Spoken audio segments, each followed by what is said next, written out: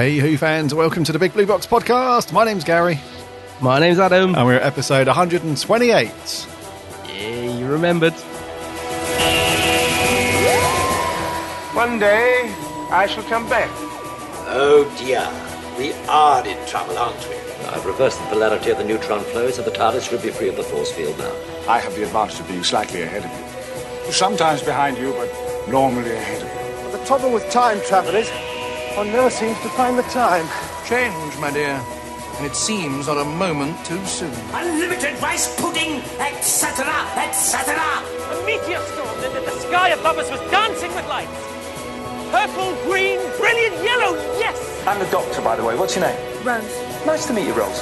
Run for your life. It's more like a big ball of wibbly-wobbly, timey-wimey stuff. Just remember who's standing in your way. Look at the eyebrows. These are attack eyebrows. You can take bottle tops off with these. Howdy do, Who fans. Hope you're all okay. You've had a cracking week. And that you've managed to do something. Doctor Who. Coming live from somewhere in the middle of nowhere is a very... yeah, we need some sympathy. We need some little violins playing today. Adam's very sick. Yeah, very ill. It's the dreaded man flu, ladies and gentlemen.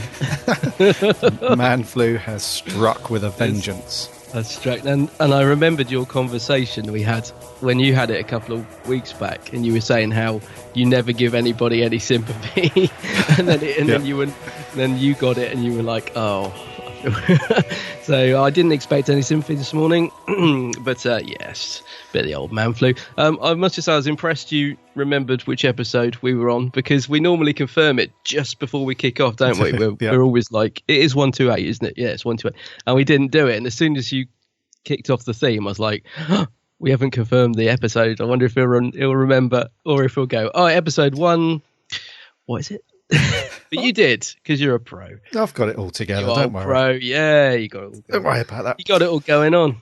I think if our listeners could hear the thousands of hours of outtakes and mistakes and bloopers, they would probably dispute that. But yeah. And welcome to episode 100 and what? What is it? I was just wondering if you were going to have to stop. I was thinking, is he going to get to that bit and then realise he doesn't know? But no, you did. See, I've started writing it down. That's the only reason I know. Well, do you know what the ironic thing is? I have a text file open, and every week that we record, I title that episode and whatever notes. So today it's episode 128 notes. So ironically, I have that in front of me, but I still just moffing Gary land. So the number just is irrelevant sometimes, and we But it is funny because you and I say, what did we do? It was one. What was it last week? 126. Yeah. So it must be 127. I don't know. Was it? Oh, let me open up the website. Yes, it was 126. So now it's 127. And then we start recording. And I'm like, welcome to episode 126. You're like, no. And sometimes at the end as well, we just always get that wrong as well. Letting the listeners into our secrets now of all the stuff we get wrong that they don't get to hear. Each week it goes out, and aren't they professional? It's a nice smooth show. Nothing goes wrong. Nothing goes wrong. I might put out a gag reel. Yeah, Christmas gag reel. That'd be good. I like all your little technical bits. I know you occasionally put photos on the Facebook page of your setup, and I like it. It's a bit like the Third Doctor's TARDIS. All these little gadgets. Yeah, little things going on. These little bits that you've got going on that end. Yeah.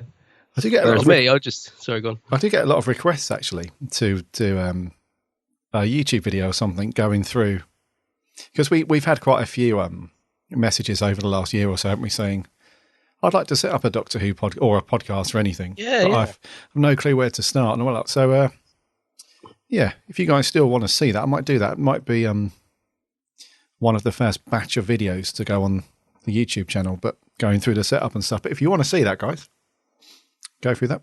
That would be good, actually. Because we were going to do we still might do. We were going to do a day a sort of day in the life, weren't we? Showing like how we do the podcast every week, and you know, just basically like, good morning, I've just woke up, I'm going to be speaking to Gary in an hour, and all that sort of stuff, and just showing you setting up the mics, and so this is what we do, and all that sort of stuff. But we haven't ever done that, but we might do one day, just to a day like in the a life. vlog, a podcast vlog. That's weird. Yeah. What's that? A vlog about an audio podcast. Yeah. There, we can do that. Yeah. We'll do that. So the YouTube stuff, I reckon this is the year that it will happen. It will kick off this year. Yeah, we've got grand plans. It's just doing it. It's basically. just finding the time, isn't it? Yeah. Yeah. So coming up on today's show, we have got some news to go through as per usual. Nothing too crazy. Well, it's a lot more cheerful than we had last week, where we said goodbye to people. We did the whole Capaldi leaving thing, and we've had some messages on Twitter and Facebook about the Capaldi leaving thing, and it's interesting that a couple of you have actually said Capaldi leaving is a good thing. Yeah, well, I think it's just because a lot of people feel, and I think you said this, by the time Capaldi's last series goes out and special, we're going to be rattling into 2018, and you know, it's maybe it's quite exciting to think we'll get a new start. So I do get why people are saying that. I don't think it's I haven't seen anyone saying, oh, good, I'm glad he's gone, sort of thing. I think most of it's just that, well, he's been good and there's been some good moments, but yeah, time for a fresh start, and it's quite exciting, I think, in that sense. I would say, yeah. I mean, I think the vibe that we gave out when we spoke about it was, it is sad that we're not going to get the opportunity to see much of Capaldi past Series 10. Yeah. And it would have been nice for old Chibbers to try and do something with that particular Doctor, but that is the nature of the show. You just got to get on with it.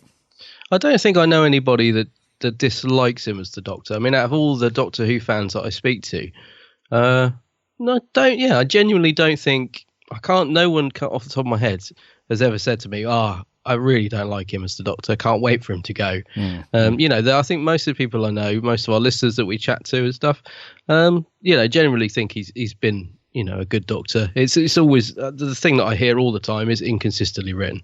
That's the thing I always hear. But so I don't know anybody apart from who was it? No, I think Mark Atkinson from the Proctor Who podcast, which is a great podcast. I think he took a while to warm to Capaldi.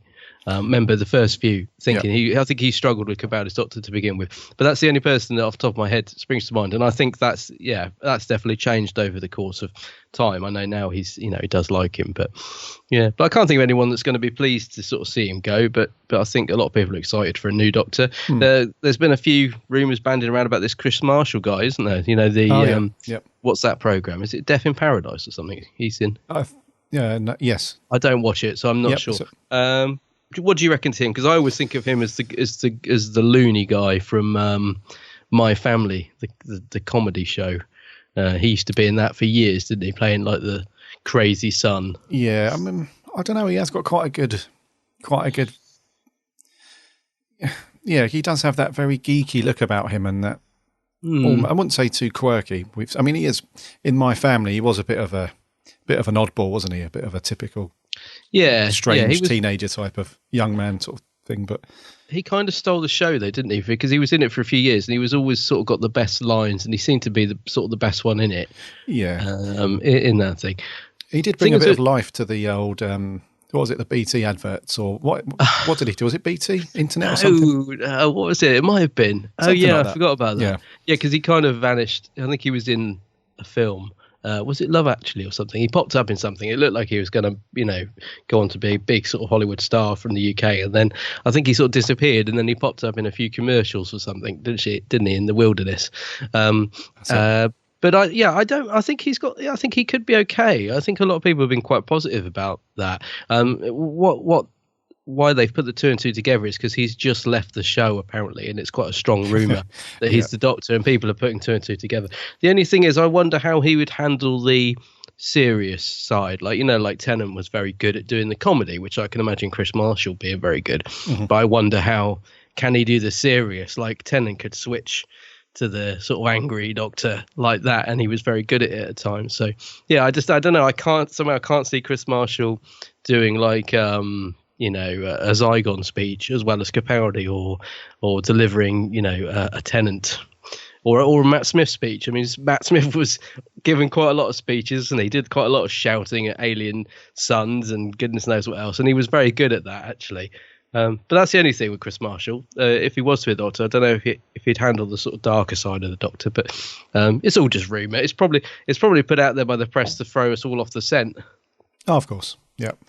And I would probably say that they've already found the Doctor anyway. They've already cast him, and it's almost done. Yeah, so that's more than likely already happened. It's just, I don't think now's the right time from the BBC's point of view to be announcing a new Doctor when we've still got. It'd be a bit disrespectful to Capaldi, wouldn't it? Yeah, I think so. Yeah. So I probably wouldn't say that it's a bad thing that we don't know yet. I'm happy to wait until after Series 10 has gone out and to find out. I don't need to know now. It's not like... No, in fact, I'm quite enjoying not knowing. Actually, I agree with you. I'm not ready to know yet. No, I want to see more of Capaldi first. I've got a feeling we might find out before his series starts or in the middle of it. Like you, I'm quite happy to wait. I don't feel the need to know yet. I'm quite enjoying not knowing. To be honest. It's funny though. When Capaldi was rumoured to be the Doctor, I remember completely writing that. I thought, no, Capaldi won't be the Doctor, and it was such a strong rumour. It was very similar to this Chris Marshall rumour. But I remember thinking, no, it won't be Peter Capaldi, because he's already been in Doctor Who, and he was Frobisher and Torchwood, so no, they wouldn't have him. No, so I was really shocked when he was actually announced, because he was heavily rumoured. A couple of months before he was announced. So sometimes these newspapers or whatever, they do get it right. So you never know; it could be. Yeah, but, that was the one thing that stopped me from going down the Capaldi road as well. I thought, well, if he had just a one-off performance ages ago, it's probably not too bad. But he was in it, in the main show and in Torchwood, wasn't he? Yeah, he's in Children of Earth. Yeah. So based on that, you would think, well, that's two quite prominent roles there. It's not just you saw him, walking past, the camera and trips over, or says something very small, and that's it. He had quite a significant role, didn't he, in the fires of Pompeii? That's right. And so just based on that alone, I thought, well, how would they explain that? I mean, I know they tried to explain it last year, didn't they? The Moff gave some half-assed thing about, I can't remember what he said now. It was, he looks in the barrel, sees the face, and I don't know, it reminds him of something. I can't remember. There was quite a big build-up about this explanation. I remember thinking, when they finally did get around to it, is that it? Yeah. So, I didn't go any further than that. When they said, Capaldi's in the running, I thought, probably not, because he's already been in it, and he's been in Torchwood. So, but you never know. You never know. I must say, the thing is, the Torchwood thing was what surprised me, because he was such a prominent character in Torchwood. Although it's a spin-off, I still thought, no, he was like in that all the way through. So, because I mean, with the Fires in Pompeii character, I could, because he had the wig on and it was made up to look from that time period. I thought, well, you could get away with thinking that's a different character, couldn't you? It's the same actor, but you could quite easily say, well, no. It's a different person. But anyway, I mean, they never explained Maxwell. When Colin, was it Maxwell? Colin in Arkham Infinity. Oh yeah, when he showed up. They never explained why he looked the same as the Doctor. It didn't need to. So, is it Maxwell? Yeah, it was. Yeah. Fair play to the Moff and the BBC though for not letting that stop them from casting Capaldi. Absolutely, yeah, absolutely. Because they could have done. There probably was quite a few people at the Beeb saying, "Are you sure? I don't think this is a good idea because he's already been in it and X, Y, and Z." And they were like, "Yeah, I'll be all right." So, well, yeah. And I think what I like is that the Moffat, with Matt Smith, he had decided he wanted a certain type of Doctor, and then Matt Smith walks in, totally the opposite of what he was thinking. But it's so good he cast him. And I think, didn't he have the similar thing with Capaldi, that he was like thinking, right, I need to do this with the Doctor now. And then Capaldi walks in and he's like, actually, yeah, we'll go with you. So I quite like that, that they were both so good. He just thought, I'll just scrap what I was thinking of before and do this. Yeah. So good times ahead. Yeah. So have you been up to much this week? Have you managed to cram in any Who in your life? Have I been up to much? No. I've had You broke the seal on that Power of the Daleks steelbook yet? I have not been up to much. I have not really watched anything. I've broken the seal. I've had a look at the steelbook. It's very nice, but I still haven't watched it because I haven't had the time. So I've had a very untimey-wimey week. Just been busy, and I got my big finish Beast of Kravanos disc as well. So, I saw. Yeah. So that's on the shelf. That's good as well. My Power Steelbook arrived about 20 minutes before we kicked off. Okay. Yeah, because I've seen loads of people. Some people got it on Saturday. I saw people tweeting pictures, and I was like, "Oh, when's mine going to come crashing through the letterbox?" And it arrived, literally about half an hour ago.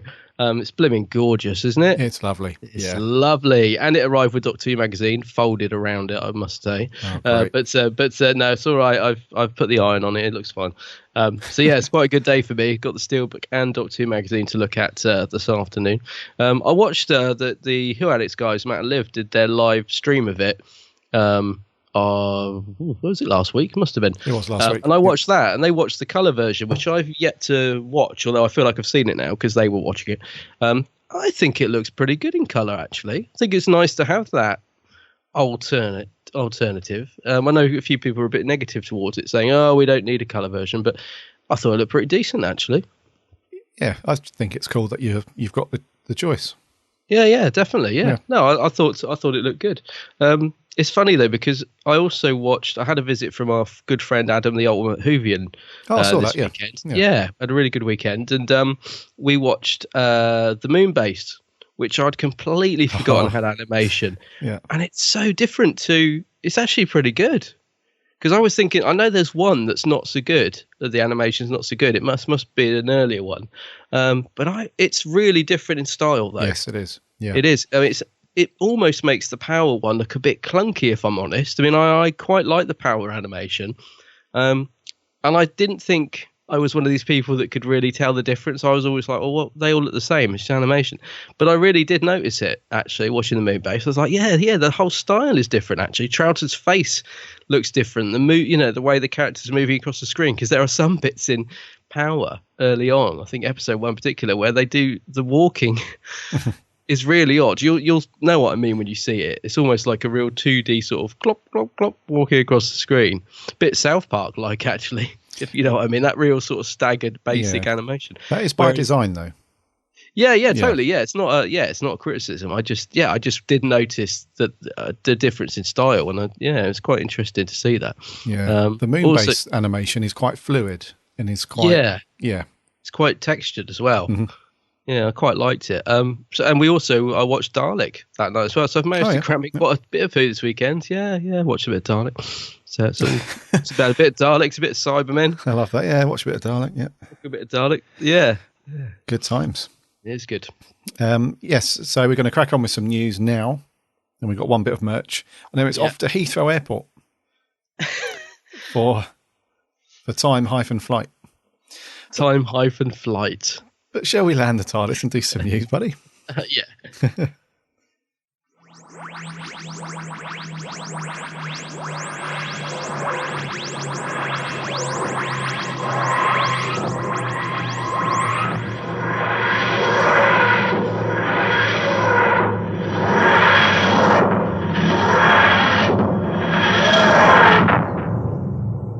Some Series 10 news. Mm-hmm. I think we mentioned this last week. Or did we? I can't remember. We briefly did, yeah. But the Ice Warriors are back. Or the Ice Warriors are back. And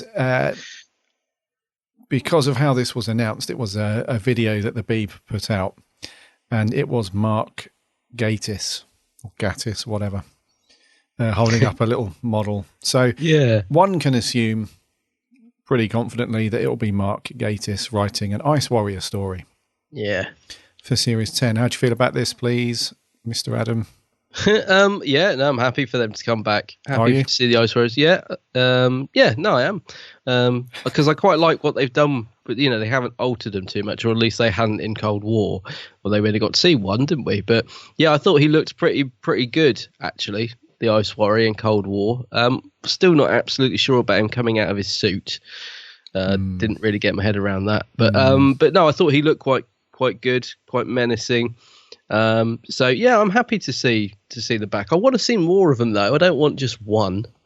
You know, it's a bit like with Dalek. It was a great standalone episode, that just having the one. But I think we need a bit of a Ice Warrior invasion this time. Hopefully, something a bit more kick-ass, if you like. Want to see thousands of them. Yeah, well, maybe not thousands, but I want to see more. I want to see more than one. Yeah, maybe even see the Ice Lord like we saw in Peladon the other week. He'd be good, wouldn't he? But yeah, no, I'm happy for this, and I think Gatiss. I think he's quite capable of writing this. I think I know he's had a couple of clunkers, but I think with the Ice Warriors, I think he could be quite comfortable with it. I thought Cold War was all right. I don't know if we've reviewed that one, have we? No, I'll hold back on saying too much because I don't think we've actually reviewed Cold War yet. But no, I think Gatiss will be all right at writing that one. Yeah, it'd be interesting to see which direction he goes down with the writing for this one, because with stories like Peladon that we reviewed recently, the Ice Warriors were a supposed peaceful race. They had evolved out of the whole war, constant war and all that stuff and fighting. And when Mark Gatiss wrote Cold War, kind of scrapped that idea to focus on this one particular Ice Warrior that was like a very high sort of general character. That's right, yeah. So it was more about the confrontational side of things between the Doctor and the Ice Warriors. So I wonder where he's going to go with this one. But it would be nice to see a lot more of them, like you say, instead of just having one Ice Warrior playing and those guys playing hide and seek throughout the episode. And didn't the BBC Snapchat something? Because I didn't see this, but I remember seeing people talking about it. Didn't they Snapchat some pictures of the new Ice Warrior with like a broken, like one of his eye pieces was broken or something? I didn't see that. No, I just remember seeing it in one of the group chats I'm in, that they were posting pictures of it, saying, this is a bit of an unusual move. The BBC are using Snapchat now, and I was like, what?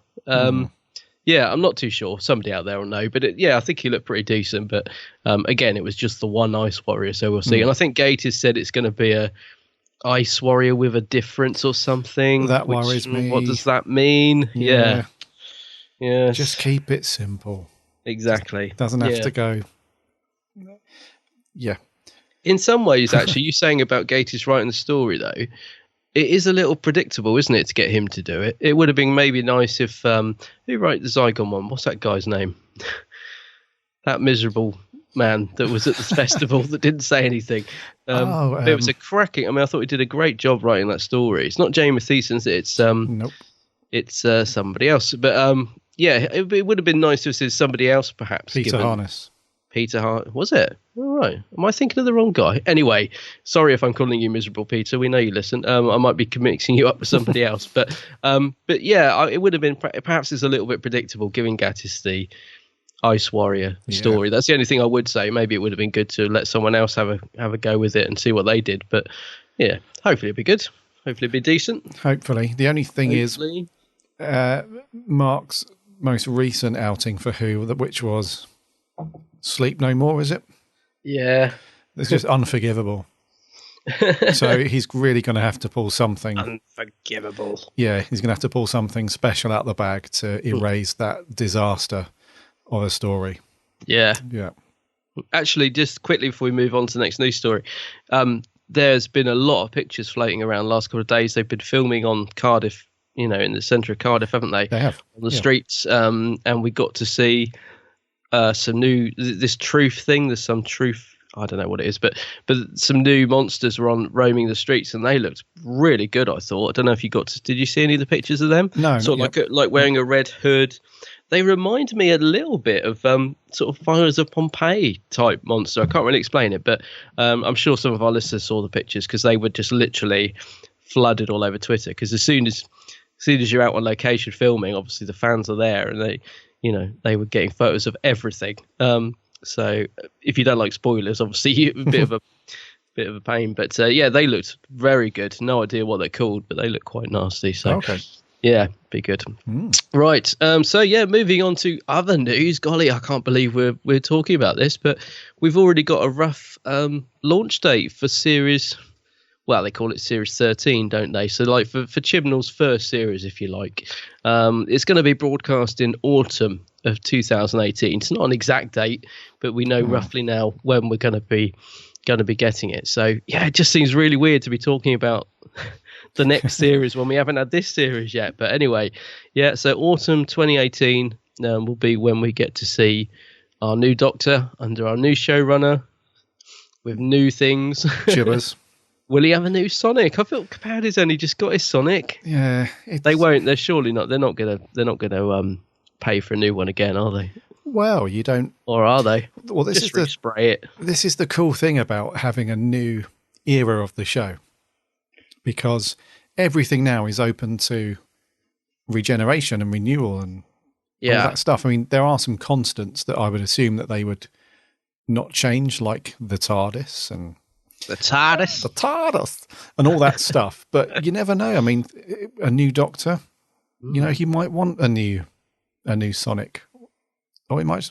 It really gets your mind thinking, you know, along, because you sit there and think, so what do you reckon Chibbers wants then? Do you reckon he wants to carry some stuff over? Because I remember when the Moff took over, it was very jarring. So, I mean, I know that was expected because it wasn't just David Tennant leaving; there was everybody leaving. So RTD, Russell, Julie Gardner, yeah, loads of people left, and like a whole bunch of new people started. So it was quite jarring, and the fact that it took a long time for the Moff to really sort of make a reference to any of the Tennant years or anything like that. You know, it's almost like it was completely disconnected from the previous series that we'd had up to that point. So it was very jarring. It wasn't like a smooth transition with things that carried over a little bit. It was like, right, that's the RTD era. That's closed off. Not going to talk about that. Now it's the Moff era. We're going to do everything new and everything different. It did feel very different, didn't it? Yeah, very. Yeah. Amy and Rory, the whole style looked different, actually. Yeah. And I'm not saying that that's a bad thing necessarily, but you do sit. I have thought about this. I thought, so I wonder what they're planning to do. I mean, Chibbers might feel like, yeah, I do want to carry some stuff over. Or he might be one of those people that are like, nope, I want a clean slate. I want everything, you know, to be how I want it to be. And so, yeah, I mean, that's the thing. If I put myself in Chibbers' boots, I suppose I can only talk from personally, but yeah, I guess you want to put your own stamp on it. So I suppose there is part of you that wants to start fresh and say, right, because we all as Doctor Who fans have our little bit in the back of our mind of how we would do it, like, you know, how we would like the show to be. And I suppose, part of it must feel like that, thinking, right, you know, this is what I want to change. This is what I want to do, you know. But you are right. There was such a big difference between, you know, Tennant's series and then Matt, you know, in tone. And like you said, there's no reference to Jackie or all that lot for quite a while. And yeah, it was very different, actually. Yeah. And it's also good, well, I think anyway, that it's good that Chibnall is doing he's doing an Abrams, a J.J. Abrams, isn't he? And so in the interview with the Radio Times, he said that he's not yet fully dedicated himself to Doctor Who because he's still working on Broadchurch. Yeah. So he's obviously getting that. I think that's all filmed and done now. I think that's being... I think so, because they're already trailering it, aren't they? Yeah, so I think that's like post-production and editing and stuff like that. And then he said he's going to take a holiday. And then when he comes back, it's all Doctor Who. And I remember when the whole Lucasfilm Disney thing, and they appointed, what's her face? What's the old girl that took over as president of Lucasfilm? Oh, no idea. Come on, do I? Do I know? I don't know. Come on, she's produced like all of Steven Spielberg's films, or most of them. What's her name? Kathleen Turner. Oh, right. Yeah. Okay. So when she took over, and she were looking for a director, they said, right, J.J. Abrams is the man to get. And he said, I'll do it, but right now I'm working on Star Trek. So I don't want anything to do with what you're talking about right now. I'm going to get this done. Then I'll take a holiday. Then I'll be all Star Wars. Yeah. And as a result of that, we ended up with The Force Awakens, which was amazing. So I'm glad that he's not trying to juggle, because the Moff juggles Sherlock and Who. And he's same with Mark Gatiss, didn't he? The pair of them. Exactly. Yeah. And you end up with you end up with what we have. So I think it's good that he's not sort of spate plinning, that he's not plate spinning. That he's basically dedicated to one thing. He's going to have a break, and then it's all Who. So I quite like that about him. He's not the sort of guy that's like, oh yeah, I want to do everything. So yeah, no, definitely. I'm pleased about that as well. It sounds like he just wants to concentrate on Who. Yeah, totally agree with you. So like you said, some very rough dates. We can expect series 11, all the new stuff in the autumn of next year. So that does mean that we're going to have another year with no Who, longer than that, because I think series 10 is going to finish up in roughly July this year. So it's like April through to June or July.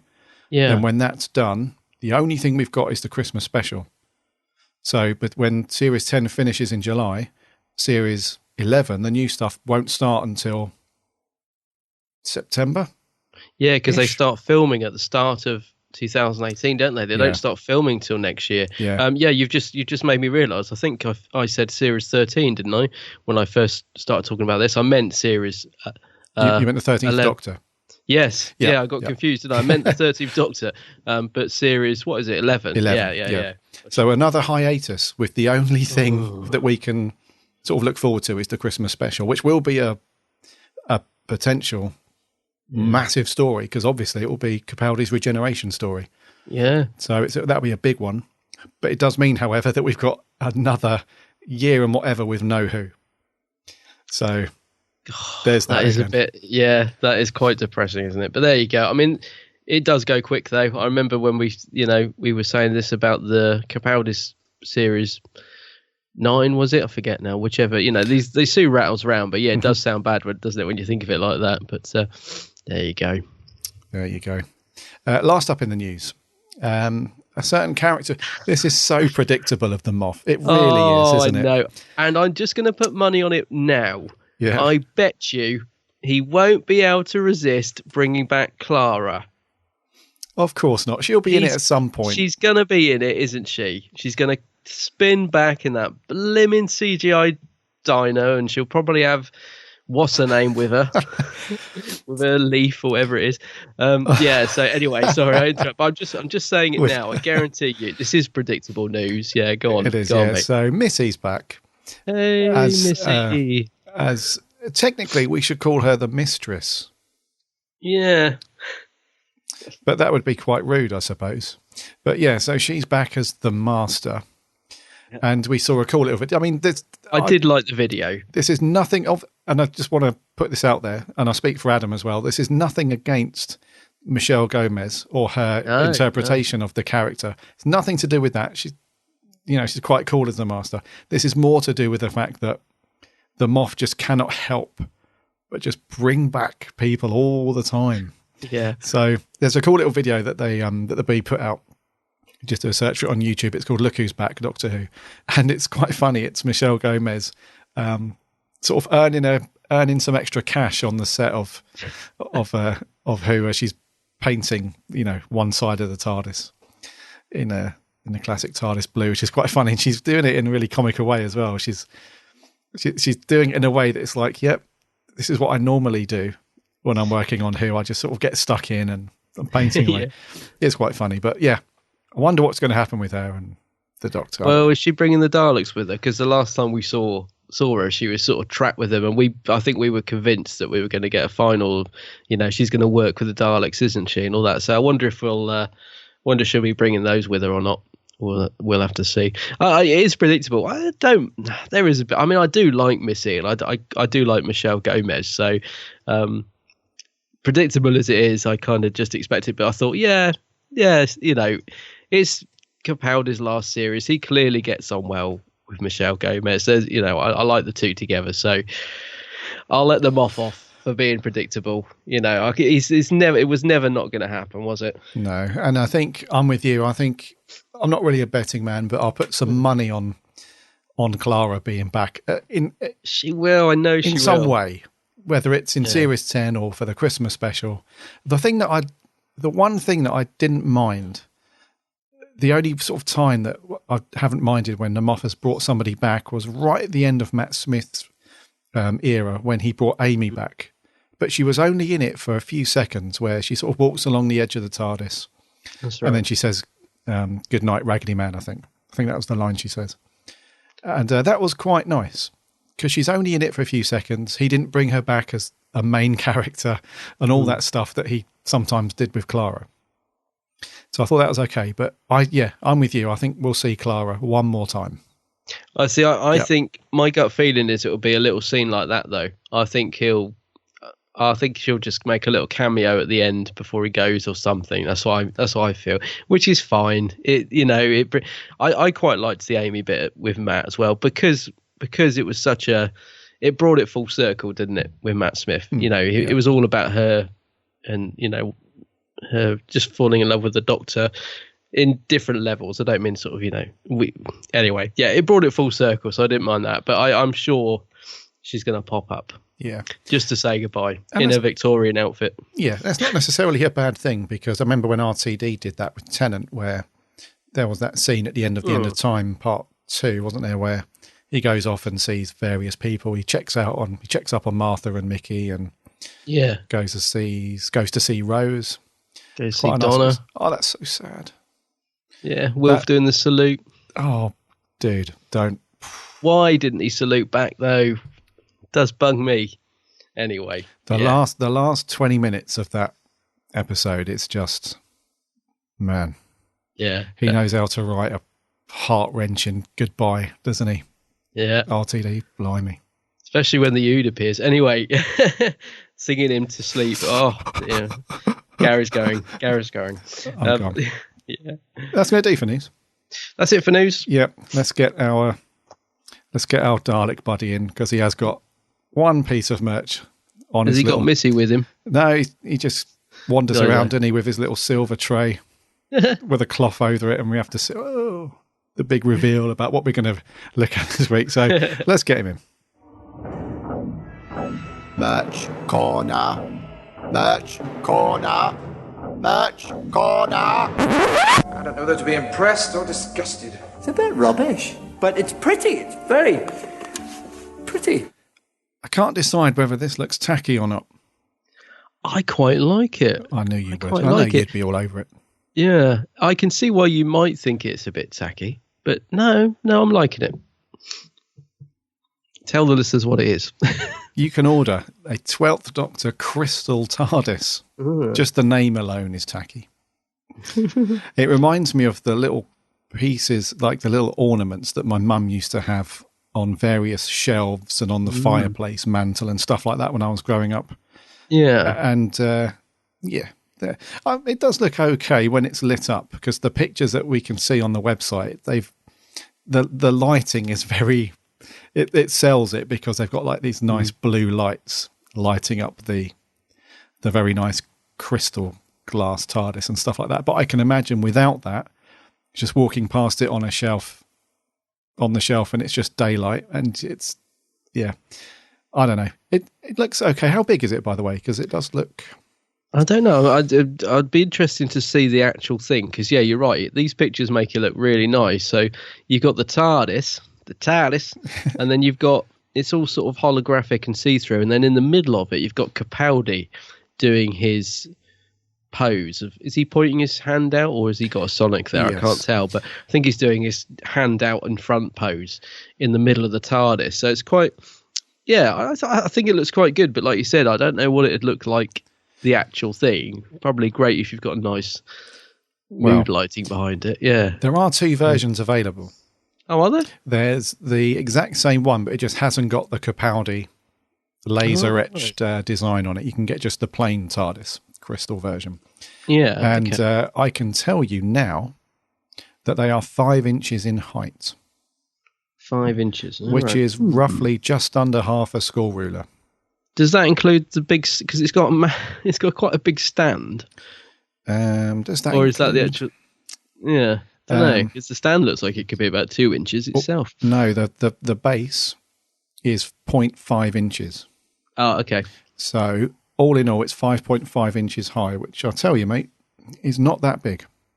Not really, is it? No. I thought this was like 3 feet. That would have been amazing. Now that would be good.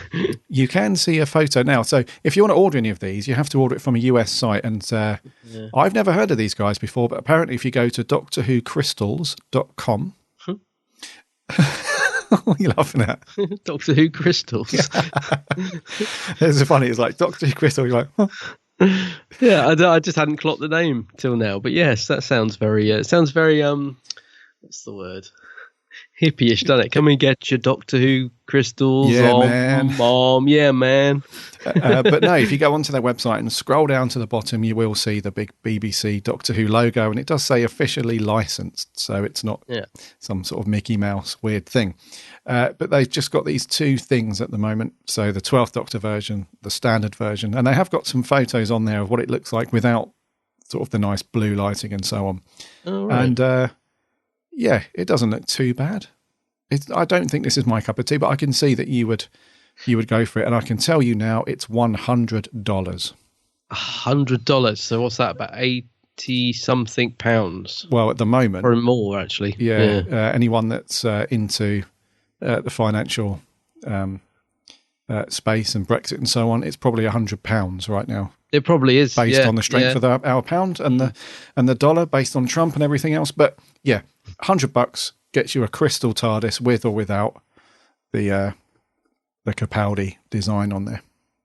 Yeah, it doesn't cost any more to have the Capaldi version, so you might as well have that one. Yeah, may as well. I think I prefer it actually. If I was going to have one, it would be the Capaldi one. But I'll stick with my Robert Harrop, which was the same price. Like, given the choice, which would you? Yeah, I'd probably recommend the Robert Harrop. But yeah, it's quite different. There is one thing to note as well, just before we go. If you do go onto this website and you see the pictures and the nice blue lighting and so on, it does have a blue LED light in the base. Oh, does it? So you can turn that on, and that's how you get that nice effect. Well, that's not too bad then. Yeah, doctorwhocrystals.com. Yeah, man. Yeah, man. Check it out, man. Right. We're off to Heathrow. Yeah, last. What is the story going to review this week, dude? Get the TARDIS of Heathrow. Well, it's time-flight. That's not Hyde Park. That's Heathrow Airport. You're right. Heathrow, Doctor. They've disturbed the neuronic nucleus, but they will have paid for the incursion with their lives. The Xeraphin is very close. No, stop! He wants this at the centre of his TARDIS. Devious to the last, Doctor. The Xeraphin contains the wisdom of the universe. The new order of the Xeraphin has begun. Happy landings, Doctor. That trailer is amazing. It's brilliant, isn't it? I found that trailer on YouTube. Brilliant trailer. I'm very sorry. I forgot to note down, because it wasn't from the BBC. It was somebody's own YouTube channel that put that trailer together, and I can't remember. And I didn't write it down, so I'm very sorry. I'll put it in the show notes, though, who put that trailer together. But while I was looking at that, I did find another trailer that somebody had put together, and they had done it in the style of like an American sort of 80s US sci-fi show like Star Trek, like The Next Generation. Yeah. Somebody had put the trailer for Time Flight in that style. So it's got like the cheesy stills with the big sort of sci-fi looking text and stuff. I'll put a link to that. That's really funny. Oh, brilliant. So put it in the notes. Yeah. Right, Time Flight then. Sham shalom. This was released at the end of March in 1982. It was written by Peter Grimwade and directed by Ron Jones, overseen by John Nathan Turner, obviously, and the script editor was Eric Sayward. It's a 4-parter, roughly 25 minutes each, and the story is very roughly, how am I going to explain this? Because I don't, right. Essentially, the story before this, or when we last saw the Master, which was Keeper of Traken? Castrovalva. Castrovalva, sorry, yeah. The Master does the off in his very stylish Greek pillar-looking TARDIS. I quite like his TARDIS, actually. It's plain. Yeah, and it does strike me that they were just looking for any old prop at the time. What can we use? Get that pillar over. Oh, do you know what it does look like? You know when you've seen just went down the BBC storage. Yes, when you've seen behind the scenes of TV and film, and when they go through the back lot or the studio lock up, whatever, there's things exactly like this, isn't there? Yeah, just propped up against the wall. Yeah, that they used like 30 years ago for a Cleopatra or something. So the last time we saw the Master, he got his butt kicked by the Doctor, does the off in his TARDIS. Essentially, this one is the Master is back. In disguise. In disguise as Khalid. Brilliant disguise. Yeah, you wouldn't guess it was him at all. No, you'd never guess. No. And but because of something that was wrong with his TARDIS, I can't remember back to Castrovalva, I'm really sorry, but something was wrong with his TARDIS. He couldn't go where he wanted to go. He ended up getting caught in a time... No, not a rift. Induction loop? No, that's something else. A time corridor? Nope. A time something. Anyways, in order for him to get his TARDIS working properly and all sorts, he has essentially... you're going to have to help me with this, mate, because... Well, I guess I've watched it. I think this is the third time I watched this last night. I think this is the third time I've seen it. I still haven't got a clue what the hell's going on. Yeah. I think it's because it does not hold my attention. So after time off, I realise that I've zoned out and stared at something, and then I'm back. I'm like, oh, what's happening? The Master needs something from the Doctor's TARDIS, so he's lured him to the Earth, which is what year is it supposed to be? It's 140 prehistoric age, or I don't know. 140 million years before the current time. And for some reason, he's dressed as Khalid. We don't know why. That's never explained. No. Is it? Do we know why he's dressed up? It's absolutely giant, fat. Yes. Sort of. What would you call it? He's like a Buddha-looking type of character, but we'll get onto that and the complete unnecessary, all that stuff. So that the TARDIS. The TARDIS, oh crikey, mate, we're going to struggle with this one. The Master's TARDIS got knocked about a bit when he escaped on Castrovalva, thus preventing him from going wherever he liked in space and time. So in order to fix his TARDIS, he needs the parts from the Doctor's TARDIS. So, like you said, he lures the TARDIS back in time to the Earth, and there was a race of people who had arrived on Earth because their home planet was sort of destroyed. So they land on Earth to try and rebuild it as their home, and they are called the Xenomorph. They are called the Xeraphim. That's it. The Xeraphim, that's it. And they sort of collected into one sort of living organism. They're basically made up of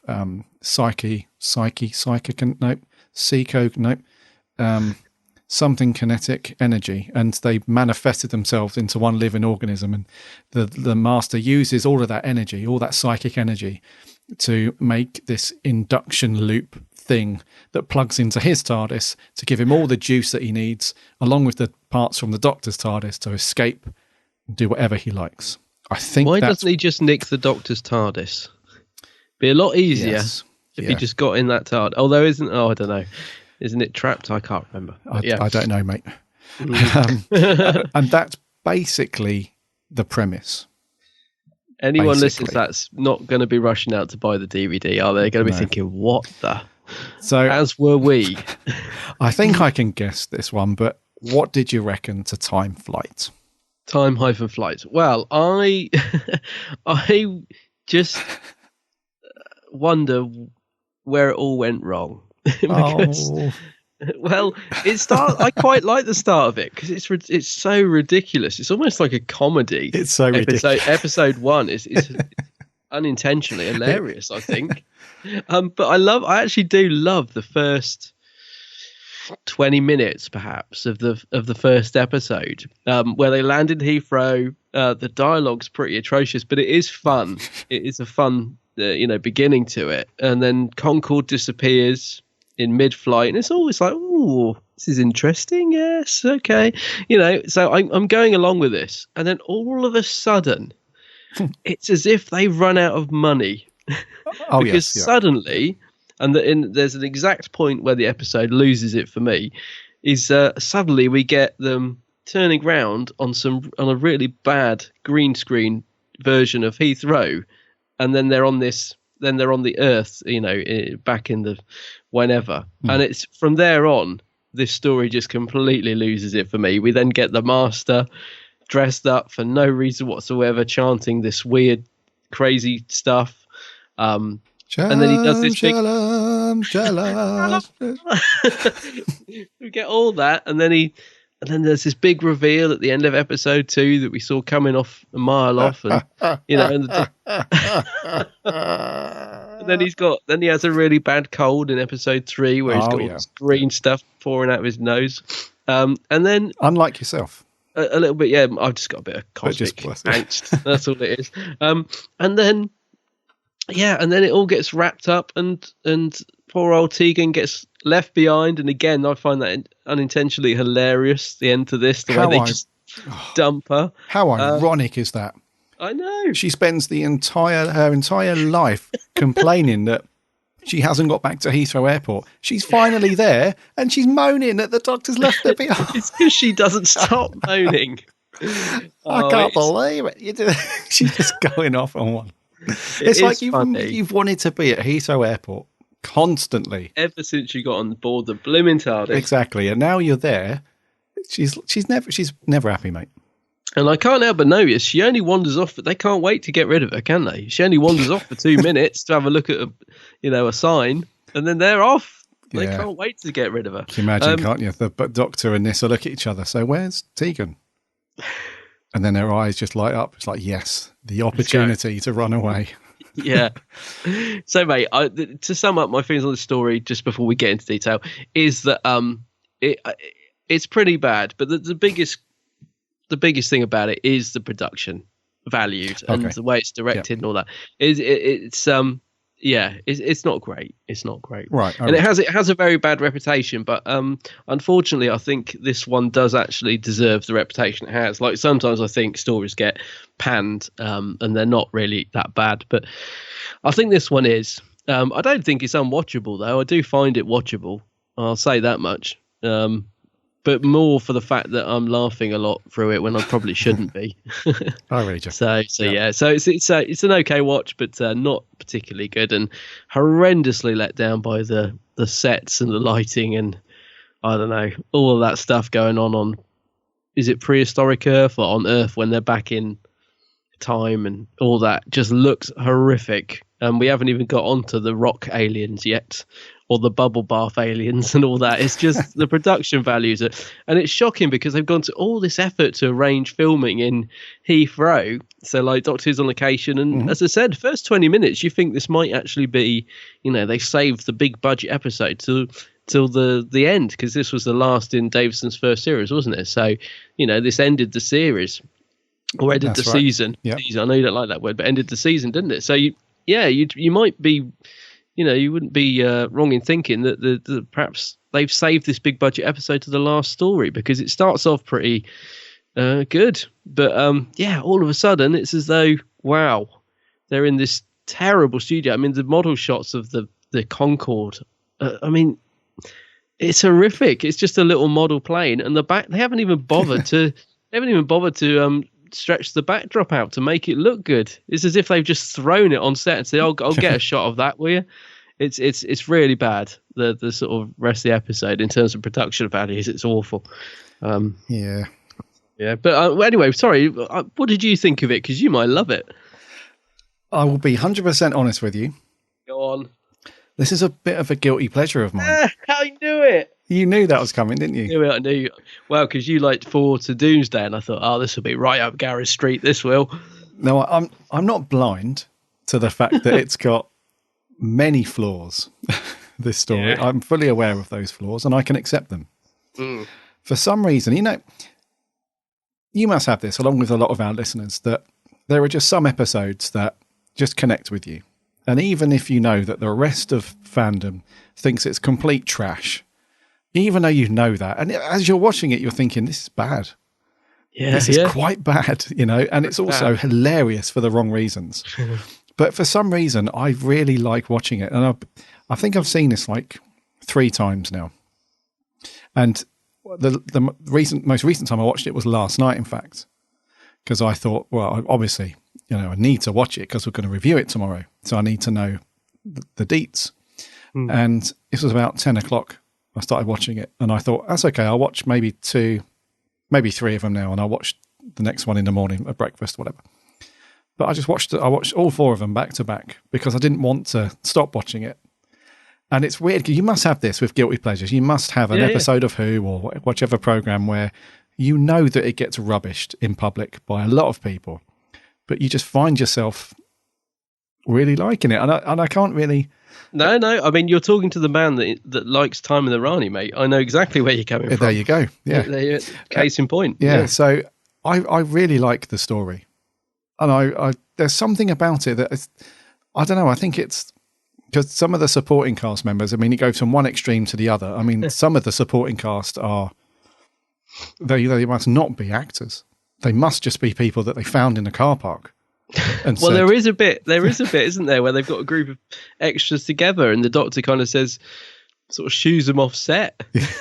Yeah. And I think they say on the commentary on that, actually, that, who are those people? Like, no wonder Peter told them to leave. Where they come from, yeah. Yeah. But then there's a couple of people that I find quite entertaining, like the main pilot guy. I think his name is Captain... What's his name? He's like the main... There's like 3... the second Concorde that goes to sort of replicate the flight path of the first one, and they end up helping the Doctor quite a lot. Yeah. I think it's Stapley. Stapley, yeah. The guy who's always got his button undone. You mean the one button? Yes. The main guy. The main guy, yeah. So I thought that he was quite good in it, and but then, and I thought the Professor guy, he was.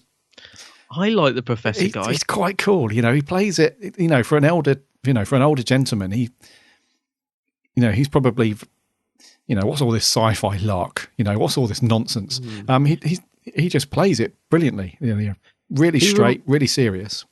He reminds me of the sort of character you used to get in like a Troughton or a Pertwee episode. Does he you? Yes. Just like one of these nutty old professors that waddles onto this, onto the set and stuff. Yeah, I quite liked him in that sort of sense as well.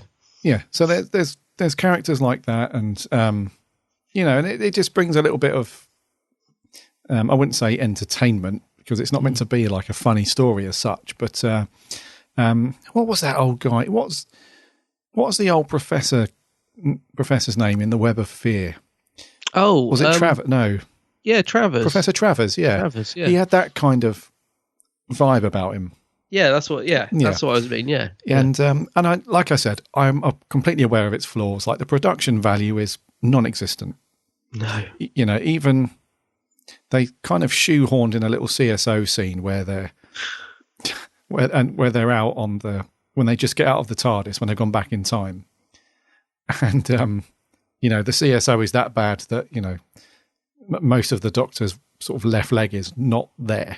Oh yeah, and it's pretty bad, and the sets are bad, and the Master's makeup as Khalid is shockingly bad, and all that stuff. But the light. You just like it. I just like it. It's really the lighting. It's the lighting that gets me though on the Earth. Yes, okay, the set is bad. It's really bad, but it's as if they've turned every blimmin' light on in the studio. It's so overlit that it just makes it look horrific. Like you can see the backcloth, like so obvious. Yeah. It's that even if they'd just turn them down a little bit, so it's not so awful. It seems as if they really sort of like the guys had just gone out for a coffee break and said, "Oh yeah, it's ready now. Get on with it." It's you going to turn these lights down or is this it? No, it's fine. It's just really bad, the lighting on it. Yeah, maybe John Nathan Turner just had his fill at this point. And was like, "Look, we just need to get through it. So don't mess around with the lighting. Leave the lights on." For consistency, every scene's going to have the lights on. Let's just get through it. Actually, you may be right because on the DVD there's some good behind the scenes stuff. I mean, Peter Davison says that his heart sank when he saw some of the stuff he was going to have to work with on this, like the rock aliens and stuff. He really just thought, oh dear. But there is a bit on one of the studio outtakes where they're desperately trying to get these last few shots. I don't know if you saw it. And they go for a shot on Nissa, and back in the old days, the BBC used to turn all the lights off at 10. That regardless, those lights go, everything off at 10. You've got till 10 o'clock, and that's your lot. And they're trying to get this shot of Nissa, and they're like, okay, roll please, let's roll camera. And the light is 10 o'clock because they got the time counter at the bottom. 10 o'clock on the dot, it just goes pitch black. And they're like, oh, well, I have to forget that shot then. That must have been so difficult. They must have been so against the clock. Yeah. Yeah. That must have been so difficult back in the day. I mean, things like that we don't really think about when we're watching Classic Who and it's on a set. Because the BBC and a lot of the people who were employed on contracts, it was so unionised that they were, like you say, at 5 o'clock or whenever it was, 10 o'clock. Can't remember now. I think it's 5 o'clock in the afternoon. It was bosh, lights out, even if you're in the middle of a scene. Yeah, yeah. You couldn't just say, oh, hold on a minute, we're not finished. They were like, well, we are, so we'll see you tomorrow. That's right. And if I recall, they had to really, really rush the regeneration scene in Logopolis. Right at the end. I don't know if you've seen the special features on the DVD. Yeah, I can remember Tom getting really agitated, really fussy about it. And you could see that the crew were just like, we haven't got the time for this. You can feel the stress actually in that thing, can't you? That making of, Yeah, and I think Peter Davison says, or was it in his book? I think it's in his book actually, where he's saying that, he's in the makeup room, because he had to do 2 scenes. One, we had all the white makeup on as the Watcher, as he's coming out of that bit, and then the other one where he's just normal, where he sits up. And I think he says that literally, as he sat up and looks around at, was it Adric and Nissa? Yeah, Tegan.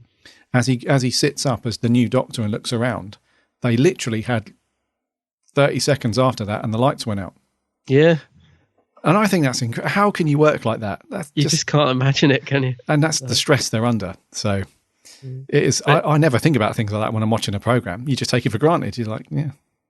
It's worthwhile. I'm going to say some nice little extras on this, just showing some of the studio footage and some of the difficulties they had filming it and stuff. And also, I've got to say, I don't know if you've ever had a chance to listen to the commentary track. Not on this one, no. This. You've got to listen to it, mate. It is hilarious. It's got it's got all the TARDIS crew apart from Adric, I think, are doing it. So Peter Davison's on there, Tegan, Nissa, I've forgotten their real names, Sarah Sutton and Janet Fielding. Sorry.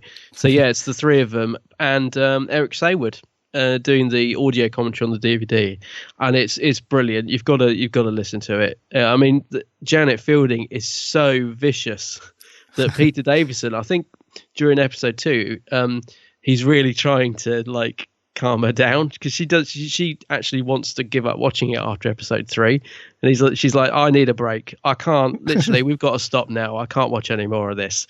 She destroys it, mate. But it's not. I mean, Peter is brilliant, because he does, even when he's sort of saying how bad it is, Peter's got that sort of sly humor to him that it comes across quite funny, if you know what I mean. Like Janet's just laying into it full barrel, both barrels, whereas Peter's just finding it hilarious. And it's interesting actually having Eric Saywood there, because he was script editor at the time, I think. That's right. So he's just really embarrassed that he didn't sort of do a better job. I think he's saying, I can't believe I just let some of this go through, and but yeah, it's a great commentary. If you get a chance to listen to it, it's really sounds good. Yeah, and I think it must be the one, don't know if Peter mentions it in the book or in something else, but he always talks about the commentary where they actually stopped recording and said, guys, can we just, this is all great, but can we just try and be a little bit more positive? Because we're 2 episodes in and you're really laying into it, and that's fine, but can we try and be a bit more positive? And I'm sure it must have been this story. That rings a bell, actually. Yeah. Well, based on what we're reviewing, it probably is this story.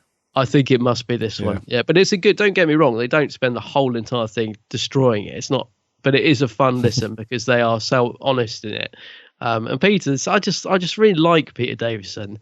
He's just he's got a real dry wit to him, hasn't he? Yeah. That I think it's always good when you've got him in on the commentary. Yeah. So let's talk about a few story aspects, then Mm-hmm. you can tell that it's kind of strange because they use Concorde, don't they, as quite a big story device. Yeah. And the fact that it was, because it could have been any old plane. It didn't have to be Concorde, did it? Mm. Could have been any passenger type plane, a 747 Jumbo or whatever they are back in the day. And I found that I found it almost like mockumentary, if that makes sense, because everything was quite, the opening scenes where we had the guy looking at the radar screen and he's communicating with the first Concorde that goes missing. Yeah. And then we have the second one, and it's the way that they talk about, and then later on in episode 3 or 4, where they're talking about what type of damage Concorde has sustained and what they need to do to fix it, and how much runway they need and the engines and stuff like that, and all that stuff. It almost feels like it's a bit of a documentary about Concorde. To me, that doesn't make any sense to you. I know it doesn't. But no, I think yeah, I get what you're saying. So it's a bit of a love letter to Concorde. How do you say? What's that phrase? It's a bit of a love letter to Concorde. Concorde. Yeah. And I find that quite weird because I don't remember any other story in the classic years really where they've used something like that as a big plot device or a plot mechanism. As such a big branded thing, because Concorde is a British Airways, because that features quite a lot as well, is a brand, it's a thing. Yeah. And it brings, because normally when we're traveling with Davison or especially, most of the other doctors, when we're traveling with those guys, very rarely do we have stories that are just set in the present day. Because it's normally they're off in time, ahead of time, back in time, crazy monsters, robots, all the rest of it. It's strange that it was not strange, but it just felt like we were, it's hard to explain, not like it's the fourth wall that they've broken or anything like that, but it just feels like it was like a sort of pseudo documentary that they put out at the time, because Concorde was really popular at that time.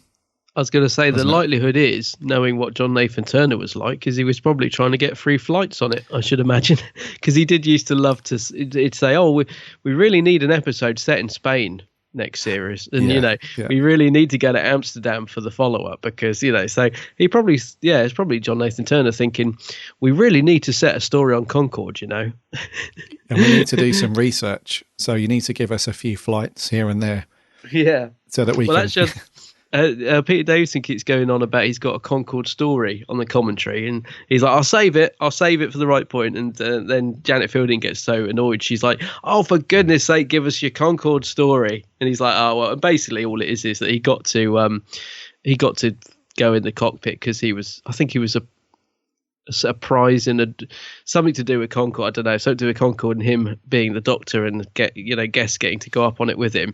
And then they realised they hadn't got a seat for him when he got on it. So they're like, oh, you'll have to sit in the cockpit. And he said he loved it. Oh, that's right. Yeah. That's quite funny that him and his something like that. Yeah. He was booked on a flight, wasn't he? Yeah, I can't quite remember it now, but yeah. He was booked on a flight like everyone else. But when they got there was a mix-up with the booking, and he didn't have a seat.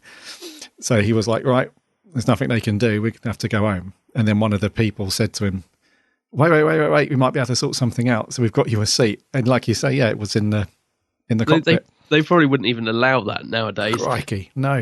No. It's quite nice having Concorde in it though, because it is. I mean, it's not. They don't use it anymore, do they? But it was very much the, Thunderbirds of its time, wasn't it? I mean, it was really had such a great reputation.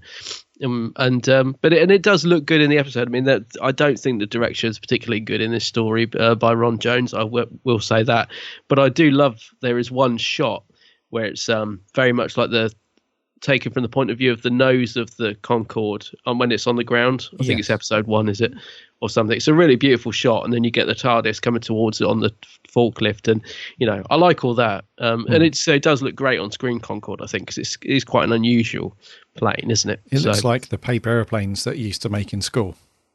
I don't know if you a little bit. Yeah. But yeah, so I did like the whole British Airways Concorde thing. I just want to get that out of the way, really. What did you think then? Because the elephant in the room for me in this story is the Khalid character. Yeah, definitely. And I'm not sure. Now, please correct me if I'm wrong, but the race of people that he's kind of manipulating, yeah, is they were made up of sort of psychic energy, weren't they? Yeah. And they did this thing where they sort of morphed into a single alive organism, which we see at the center of the sanctum, isn't it? It's that red orangey thing that we see. Yeah. So, and the whole sort of basis for episodes 1 and 2, actually some of episode 3 as well, is that the people there are sort of under some sort of mind control or hypnotism or whatever you want to call it. So they don't actually know what they're doing. In their eyes, they can still see Heathrow Airport and they can still see everything that they thought they were, or they remember. Yeah. They don't know that they're back in time 140 million years and they're cracking open the wall of the sanctum. They just think they're doing something else. So if that's the case, then if the Master's using this psychic energy to sort of hypnotize these people and they don't know where they are or what they're doing, why does he have to dress up as a different character and do the whole, because they're not going to know who he is, are they? They're not going to be like, it's the Master. They're not going to recognize him, are they? Exactly. And even if that was the case, although I suppose the Doctor wouldn't he? But even that seems a bit strange. Yeah, but it does seem strange because we might say that the Master's gone to this effort of doing that for the Doctor's sake. Yeah. But then again, he already sort of takes charge of the TARDIS because he sends the people off to get it and it's in his room and, so he already knows that that's there and he's got the Doctor. The Doctor can't go anywhere. But he still continues with the charade for a little while. Yeah. So it must be just for the Doctor's benefit. But then his long-term plan was to remove parts of the TARDIS anyway, put them in his TARDIS, use the power from the, what are they called? The Zerafin peeps. Yeah. And, duty off in his own TARDIS. But I don't understand why we have this kind of Scooby-Doo, Well, I think it's literally there so that we can get a reveal, isn't it? It's just there so they can have a reveal at the end of episode 2 because there really isn't any reason for it. Like you said, he just wants to nick bits of the Doctor's TARDIS and so he can get his working again. And I was just thinking actually while you were saying that maybe. Because I don't know why he just doesn't get in the Doctor's TARDIS, which is working fine, and going that. But maybe he's got some, maybe he doesn't. Maybe he's got his stuff in his TARDIS, and he's thinking, I can't be bothered to move all my wardrobe over into this one. I'll just keep mine as it is and mend it. Well, thinking about it, he does go into the Doctor's TARDIS, doesn't he? Because he goes into the TARDIS and he disappears. But in episode 1, the Doctor had cancelled the kind of auto coordinates thing. That's it. So when the Doctor's going off, he does say to somebody, "Oh, the Master might be back because I've disabled something." So I think the Master does try to steal the TARDIS and go off, but he realises the Doctor's done something, so he has to come back. Oh, that's right, because we get that shot of it in this. Yeah, I forgot about that. Yeah. Because the other bit I didn't understand is because by this point you've got the 2 pilots on the TARDIS as well, who sort of almost managed to fly it or do something. But then that professor guy turns up at one point after he's been killed. Yeah. And I was thinking, what's he doing? He suddenly walks out in the TARDIS. I really didn't understand that. I think he was a projection. A projection of, in the same way that we saw the bubbles manifest around people and stuff like that. And then we saw like the thingy monsters, the rock monsters. Yeah, what the Doctor did give a name to those as well, didn't he? What were they? Peter Davison certainly does give them a name in the commentary, but it's not their proper one. He does give them a name. Does he? Yes. What are they called? I have no idea. Wow. This is they're the plasmatons. Oh, is it? Well, that's quite a good name, isn't it? They definitely don't live up to their name. I'm really struggling to remember some of these names, but and I think he's a projection in the same way that they appear, because there is a conversation that the Doctor has with somebody about them being able to sort of materialize as physical things built off of psychic energy and something like that. So I think he does that as like a last ditch effort in order to help them. I think. Yeah, that does make sense. Yeah. Because I was just a bit surprised when he suddenly walks out. Because I was thinking, didn't he just get like electrocuted or whatever 10 minutes ago, and he's back? Yeah. That is quite funny, that scene, though, isn't it? When they're trying to fly it, because their pilots are like pressing all the buttons, and I think they make a joke about that can't be the door switch. The big red. The big red button. Yeah. I like that big red lever. Yeah. So I think the point I'm making is, what do you feel about this being a master story then? Because essentially it is a Doctor master story, but it just seems like we have to jump over some hurdles in order to get to the master bit. And it seems like it is a lot of unnecessary faff. Definitely. And I think, if memory serves, I read this somewhere. I think after the first time I watched it, I Googled something about the story, which I didn't get. And I found some articles on it. And I think that it wasn't meant to be a master story originally. Oh, right. I think it was meant to be just this character called Khalid, who was like this magician, psychic person. And he was just meant to be the bad guy throughout the story. Yeah. But then my memory. No, I think you're right, actually, because Eric Saywood says in the commentary, something about this was a script written ages ago that was rejected by whoever was scriptwriter before him, script editor, and he says, because he says, I don't know why I let this through, because it was one that had been rejected, so it probably did get changed quite a bit from its original premise from who would have been script editor before Eric Saywood. I can't think now, but so it probably did. It probably changed quite a bit, actually, which might explain why we've got this weird Khalid character in it. And it's basically just explained away as well. The master is the master of disguise, isn't it? Yeah, so true. But that would explain why we've got Khalid in it in the first place, because it doesn't really make a lot of sense. Yeah. Yes, and I like how the opening credit, the closing credits on episode 1 and 2, possibly. I like that they used an anagram of Tony Ainley as the name of Khalid, which is quite cool. I think it's Leon Natai or Naite or something like that. That's right. Yeah, something like that. Yeah. Cheeky. Nice little move. Yeah. So how do you feel about this being a master Doctor story then? Because I don't think it's one of the Master's best adventures with the Doctor. No, it's not actually. It's not really at all, is it? And I don't think. I mean, I quite enjoy Anthony Ainley as the Master, but he's not particularly good in this. He's not. He great, just does is a he? lot of. Yeah. No, he's not. He's not on top form. I wouldn't have said. He does a lot of his cackling laugh, and he does his menacing grin and all that. But he's definitely not. He's definitely not as strong. So it's not a strong Master story, this one at all. I think even Legopolis, I would say, is miles better than this in terms of a Master story. Oh yes, miles better. Yeah. Well, in terms of the Master's, Anthony Ainley's performance and all that stuff. Yeah, streaks ahead. Yeah, I think some of it has got to do with Davison. I think because I know that his commentary on the DVD that you were talking about and stuff like that. He doesn't hide the fact that he was quite disappointed with this story.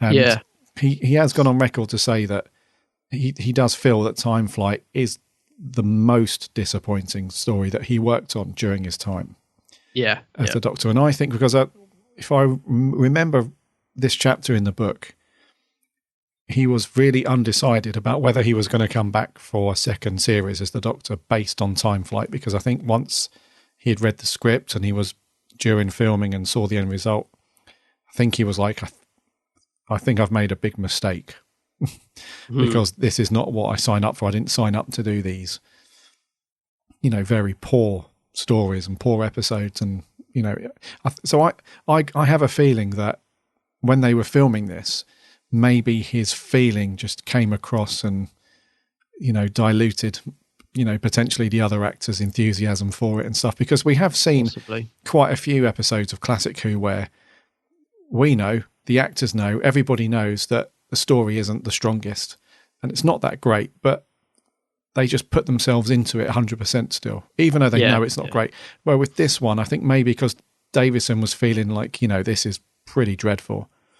This is awful. And although his performance is quite good, I think maybe as soon as, they weren't filming, maybe he was just a bit, oh, crikey, what am I doing? Yeah, because he had a lot of work, didn't he, Davison? I think Janet Fielding says, he was literally in everything at one point. You couldn't switch on your TV without seeing Peter Davison in a programme back in, what year would this have been, 80s? Early 80s, 80, yeah. 82. So, yeah, he was very much in demand as an actor. And, yeah, you can see why he might have been in that mindset when he was sort of, like you said, sort of thinking, what am I doing in this? Yeah. I think he's always said he always had fun, but, from an actor's point of view, he wants his work to be good as well. It's not all about having fun. It's his craft, if you like. So you can see why he might have been thinking at this point, I may just do one more series or two and that's it. Yeah. Yeah. And I think he did. He also said in his book that he did try to suggest certain things as well. So he wanted to suggest things, to do with the story and the script. And his feeling was the BBC just had no love and no time for it. So there was nowhere to go. So if he suggested to John Nathan Turner or whoever the director was, look, I think this would work better, or, why would the Doctor do this? It doesn't make any sense. And I think he just got shot down every time. I think he was just told. Well, it just goes back to what you were saying earlier, doesn't it? It's kind of just like, we haven't got time for that. Just get on with it. We've got to get this show out. Yeah. So I would say that potentially don't get me wrong, a lot of people don't like the story, as we've established. But I think that a couple of the performances are quite good. But I do feel like, especially the Master and Nyssa for some reason, and maybe a couple of the extras, excluding the pilots, I think some of their performances were a little bit downbeat, and I have a feeling, I'm just guessing at the moment, but I have a feeling that that's a little bit down to Davison, because if you read any interviews with any of the showrunners, especially how the Moff talks about Capaldi and Matt Smith and how RTD spoke about David Tennant, in a roundabout sort of way, it's almost the lead actor's responsibility to kind of drive the show forward and keep, bring the energy and just keep things, keep things professional in a way, and just people relying on you as the top guy. So as an example, if you're on set and everyone's feeling a bit deflated and, it's a little bit downbeat, it's really down to the lead person to sort of walk on set and go, right, we're up for it, let's do it.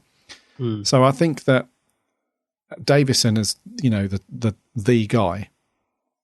I think maybe he didn't really rally everyone together as much as he maybe could. And don't get me wrong, that might have been different back in the 80s when they were making Who, but you do get the feeling that as the starring person in the show, he does have a slight responsibility to get the best out of his fellow actors. And it's at the end. It's at the end of the run as well, though, isn't it? I mean, it's, I think they were probably just, it's a bit like the sort of last day of the week when you finish work. They're a bit like that, aren't they? They're all lagging a bit, I feel. But I know what you're saying about that. I definitely don't feel people are giving it their all. Yeah, I mean, I think you can almost feel Davison trying to muster up the energy, can't you? You can see that his heart's not in it, I think. And the same with the Master. He's very much, Anthony Ainley, very much playing it by the book and just almost just doing it. He's in autopilot, really, isn't he? He's not really giving much. He's just like, yes, I'm the Master, cackly laugh, tick, it's very much by numbers. Yeah. But then he's not really given a great deal to do, to be fair. Yeah. I read you. Yeah. And also, this story does follow on from Earthshock, which is great. I mean, I love Earthshock. Earthshock's brilliant, I think. Yeah, where we did, of course, lose Adric as the companion, Yeah. but he does pop up in it. He has does a little pop up in this one. Yeah, he has a little part when he's dreadful as always. He's probably at his worst, and he's only in it for 30 seconds. What does he say?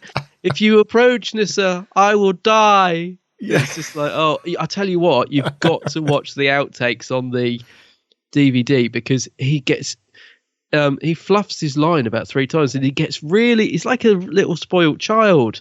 They're like, Matthew, could we do that again, please? And he's like, oh, he's really like, he's only got 2 lines. I know. You've got to watch it. He's really trying to give the performance of his life, and it's so funny watching him get so cross. He really, you've got to watch the extras, mate. You'll really laugh when you see him. That's this afternoon viewing for me sorted. He looks really angry. It's like, I think he's still not got over being sacked, because he just looks like, well, they're waiting for it to say action. He's just stood there looking really grumpy.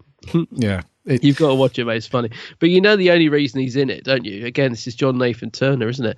The only reason Adric pops up in a cameo is so that his name appeared in the Radio Times to try and conceal the fact he was leaving the week before. Oh, that's right, yeah. So that's the only reason he gets a cameo in it. And we see the Melker. That's quite nice to see the Melker again. And from Traken.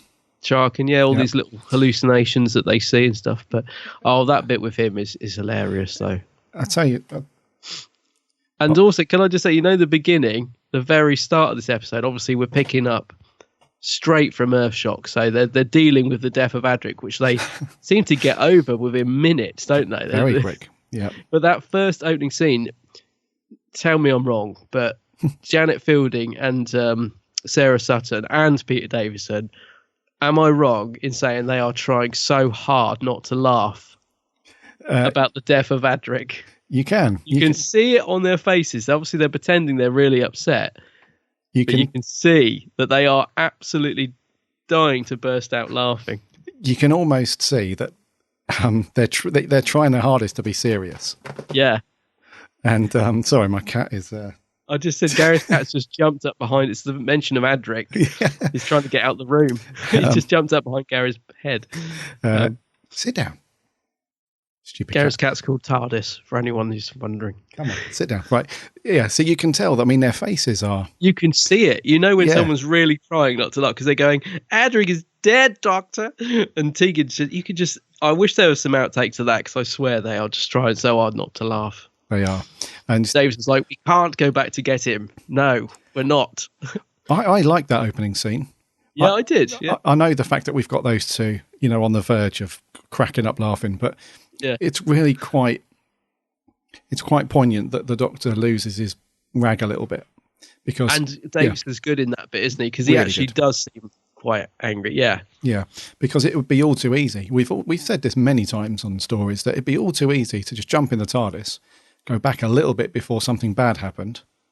I mean, that was the whole premise for the Fires of Pompeii, wasn't it? Where Donna wants the Doctor to go back in time a little bit. Yeah.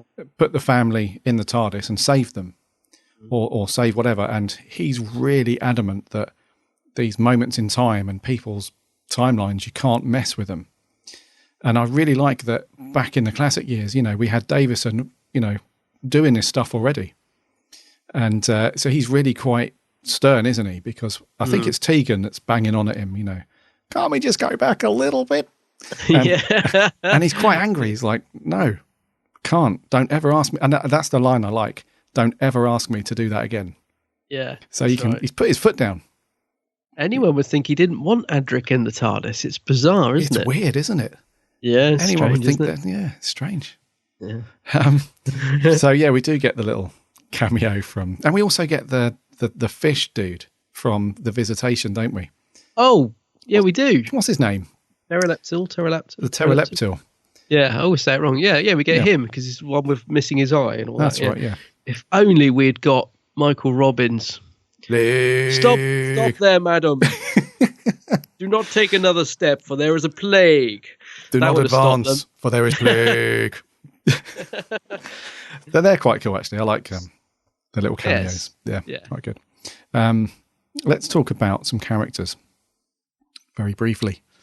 let's talk about. So we had the dreadful air hostess who cannot she's act. Bad. She's one bad. of the ones that I said, did they just find her in the car park? Because I'll tell you something. What was her name? I don't even know. I've no idea. I can't. So I'm looking down the list of characters here. I can't see any. I can't see any women on it. I have a feeling that her character name might have been Angela Clifford, and she was played by Judith Byf. I have a feeling because just via the process of elimination, everyone else is predominantly male. So yeah, I have a feeling it's her. But wow, come on, she's bad. I have no idea what's happening. Yes, mine can. I don't know. It's hard to resist.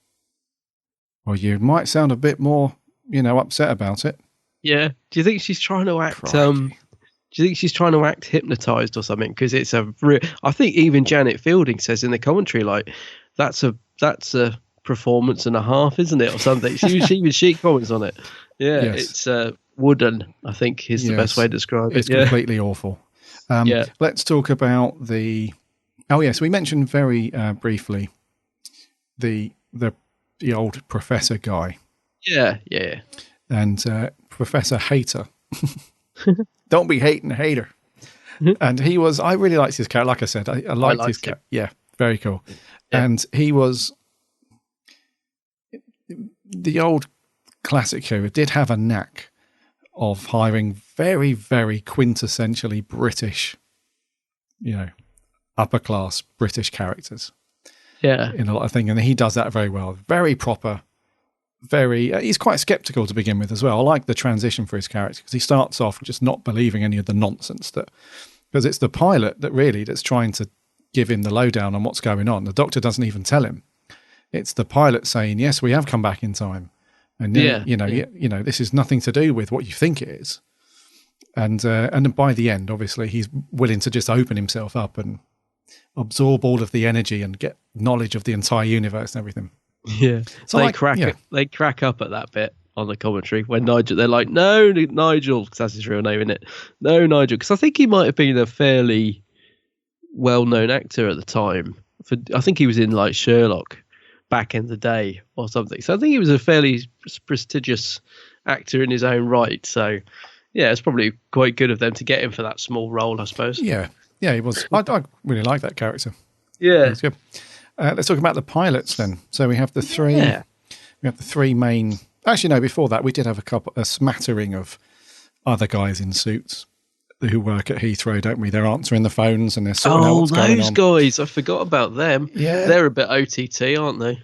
Especially that other guy that's like, a police box in Heathrow. What are you talking about, man? And all that sort of stuff. He's very over the top. Yep, you read my mind on that. That's the guy in the beige suit. He's so there's no need to be. I think the only guy that's playing it like he just wants his money and wants to go home is the guy on the radar. Oh yeah, no OTT, just says what he needs to say, and off he goes. Yeah. He's all right. But let's talk about the pilots though, because we have the guy with the cracking sort of bass and haircut and the tash. Scobie. Yep. We had the other guy who's used to be in EastEnders. Yeah, does some stuff. That's what I always know him from. And then we have Stapley, Captain Stapley, who I rather liked. He's a bit hammy. He's a bit of he's sort of chewing the scenery a little bit, but I quite like him actually. Quite like his character, and he's fun. I think he brings a bit of humour to it and stuff. Yeah, he had a funny in his own way. What's his name? Keith Drinkle. Yeah, I don't think he's been in much over the years, but. Oh no, you're on about Scobie, yeah. Oh no, I'm sorry, I was talking about Stapley. Stapley, which is the main. Yeah, Captain Stapley. Yeah, Stapley. He's the one I like. Scobie, yeah, he's all right, but he wasn't my favourite of the three. But they're quite fun in their own little right. This little band of three pilots, and it's funny when Stapley's battering that electric. No, it's the smoke. When he's having a fight with the smoke machine or whatever.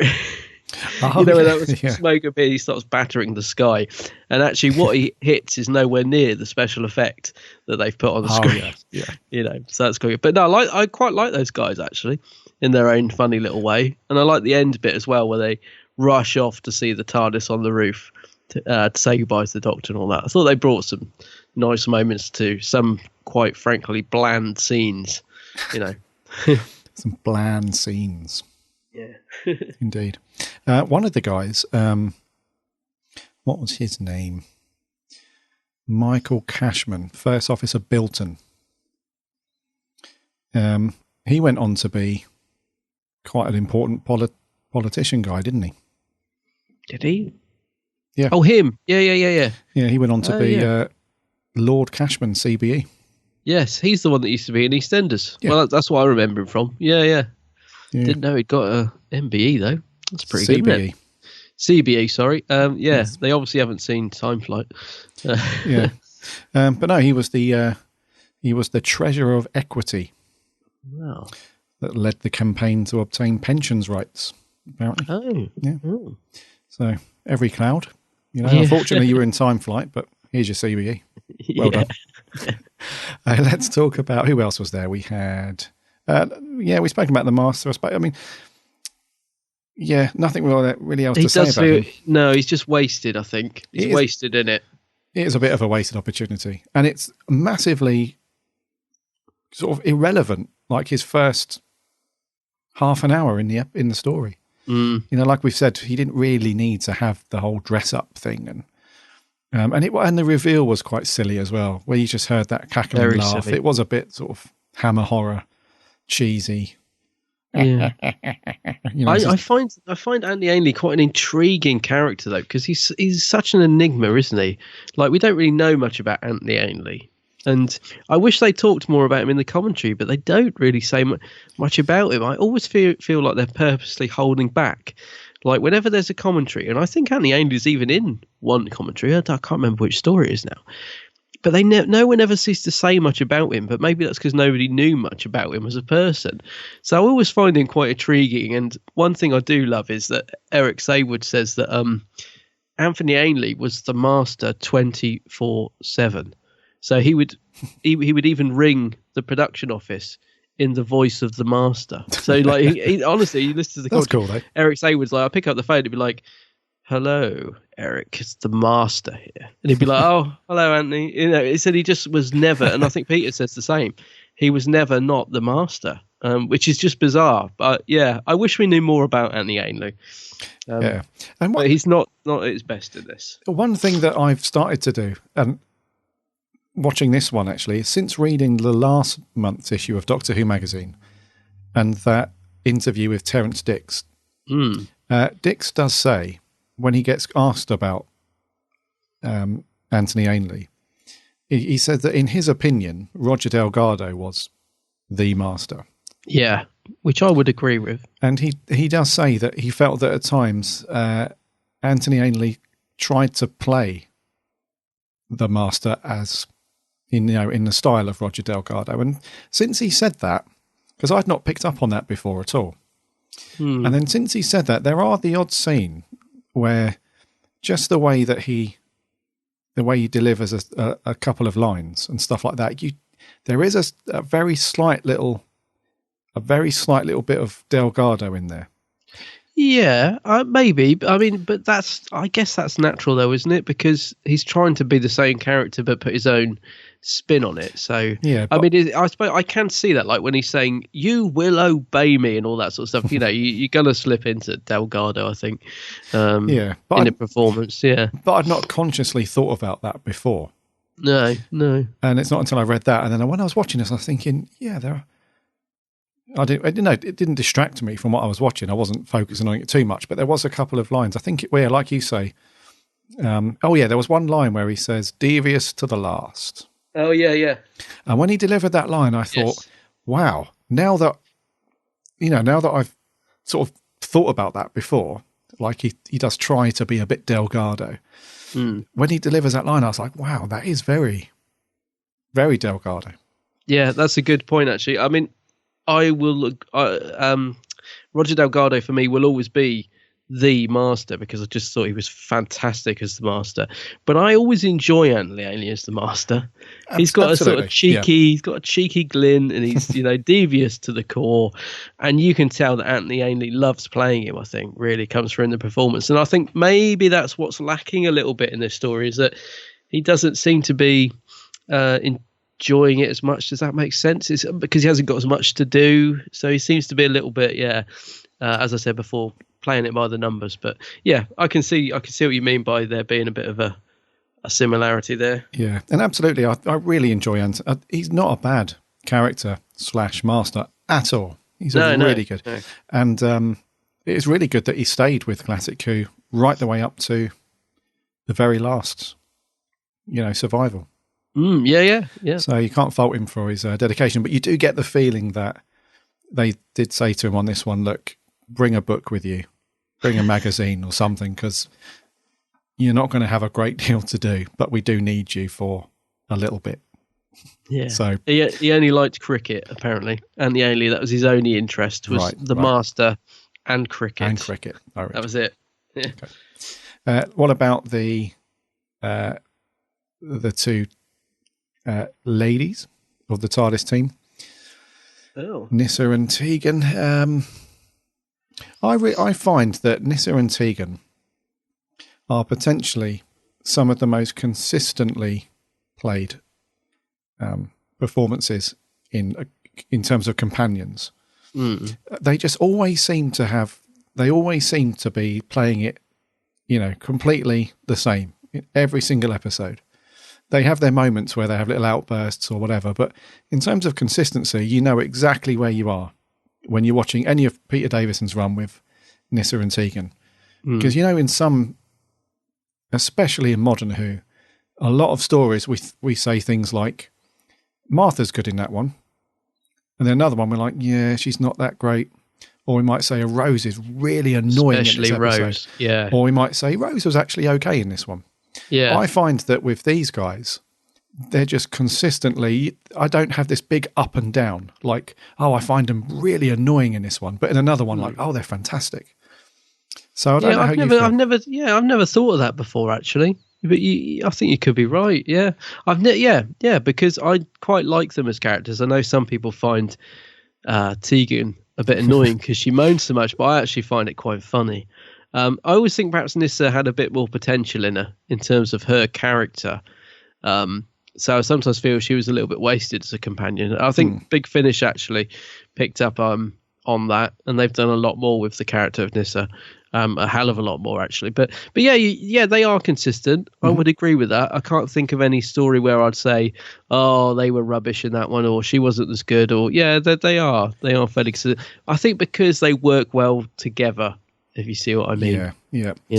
If we think about somebody like Sarah Jane. Yeah.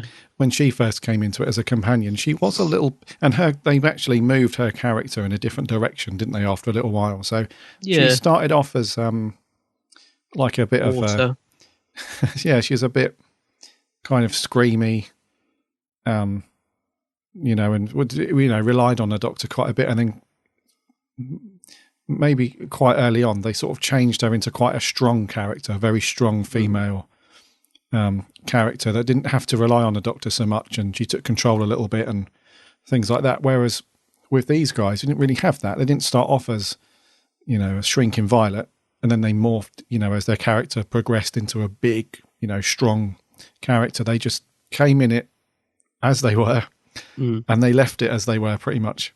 Yeah. So that's what I mean. Janet, yeah. Yeah, Tegan's mouthy from the word go, isn't she? Exactly. Yeah. So, yeah.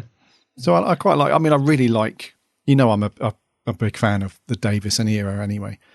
I really like him as the Doctor, but I think this TARDIS team, whether you want to include Adric in that or not, I do really like that whole era. Because there's someone who is inconsistent, isn't there? I mean, Adric. Oh, crikey. There's a good example of how consistent these guys are compared to somebody like that who isn't from the same era, same show. So, yeah, I can see what you're saying. Sure. Yeah. Moving on, the Doctor, Mr. Davison. Well, we're talking about consistency. he's normally pretty good, but he's still good in this, isn't he? But he's not. I wouldn't say it's one of his best, would you? In terms of his performance, you can tell he's a bit disheartened by it. Yeah, I mean, I really like his performance in this, which is one of the reasons why I like watching it. However, I do note that it's not his strongest, purely because he looks like he didn't really enjoy the concept of the story and didn't really want to be. Yeah, wouldn't have done it this way if he had. If he had his way, he probably would have changed quite a few things in it. But I do, however, still like him in it, but it's nowhere near his strongest. No, and he does have his good moments. I mean, like you said, mentioned the beginning bit where he's saying, don't ever ask me to do that again, and all that sort of stuff. So he does have those moments of brilliance that Peter can do. But yeah, I think you can just tell his heart's not always 100% in this, I think. But you got to give him credit. He does manage to be good throughout it. I mean, like, it's when the Master does his reveal, Peter does look like, oh, wow. When he's probably thinking, oh dear, inside, he does manage to convey a bit of, shock value in that, which when it really isn't and stuff. So I can't fault Peter. And like you said, I do like him in it, but I just, like you said, not one of his strongest performances. The stuff at Heathrow's fun though, isn't it? But it's just the fact he goes running out to get a newspaper in episode 1. Like, what's he doing? It's ridiculous. Yeah, he's like, I'm just popping out to get a newspaper, and then they all get arrested, and it's like, what? Yeah, there's a little bit of whimsy there. There's nothing wrong with that. I mean, sometimes. at least Unit gets a mention though. Yeah, get a name drop. I think if you speak to, and the brig gets a nice little mention. Is he a general now? Yeah, that was a nice little moment. I like that bit. Yeah. Can I just say, doesn't the TARDIS prop look absolutely battered in this? It looks, like it has been literally battered. It does. You can see different bits of paint where it's peeled off and been repainted. Like there's a bit of blue, different colour to the rest. And the windows are all smashed and been covered up with cars. And, the odd one's got a bit of glass in it if you're lucky. And it really does look absolutely battered. Yeah. In this. It's obviously the end of the season, and they're just like, it's good for another episode yet. Yeah, we'll just patch it up for now. Where's the sellotape? Bring the sellotape.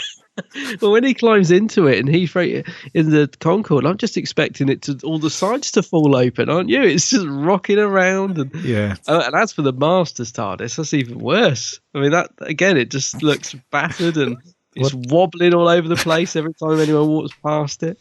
Well, there's one scene where we have the Benny Hill scene where we have loads of people piling into the TARDIS. Yeah. And, the scene after that where you have to get them all back out again because the Doctor's one of his demands is you release everybody and etc. When they're all coming out of it, they knock into the side of it as they're walking out of it, and that just destroys the illusion of this being perceived as this concrete, I'm assuming, pillar. It now just looks like flappy cardboard. You actually see it on the studio footage. There's a bit where they're turning it round and you can see inside it because it's only a half. It's half, isn't it? Or 3/4 or something. 3/4, yeah. There's a bit where they're turning the prop round and you can see inside it on the DVD, on the studio floor session bit.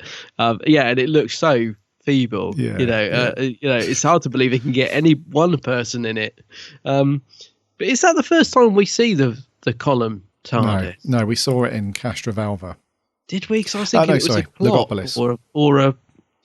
Oh yes, in Logopolis. That's right. Because it's a different colour, isn't it? I'm sure it looks different. It's more. It's lighter in Logopolis. I'm pretty sure. Yeah. I forgot we saw it in Logopolis.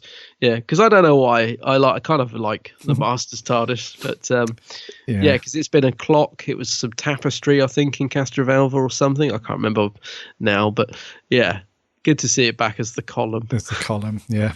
But you're right, though, the Doctor's TARDIS, because they have to put it on its side to get it into the hold in the Concorde. Where he leaps up on the side and unlocks the doors, and you can see. Well, apparently there's people holding the door. When it said it was so flimsy, there's actually 2 stagehands holding the door shut at that scene, and then they release them open when he comes in. It can't even stay shut itself. Yeah, one thing they didn't disguise was the effect and the sound effect of them getting out of the TARDIS at the end on the ladder. When it's still on its side and you can hear the step ladder like creaking. Yeah. It's like, come on. I know. There's not a horizontal step ladder floating in the TARDIS that you can walk out of. It's funny, but that's the magic of television, eh? It is. It is. Yeah. Anything you want to mention, mate, before we finally get to our score? No, mate. We've covered it, I think. Adam's like, please, can we just get this done?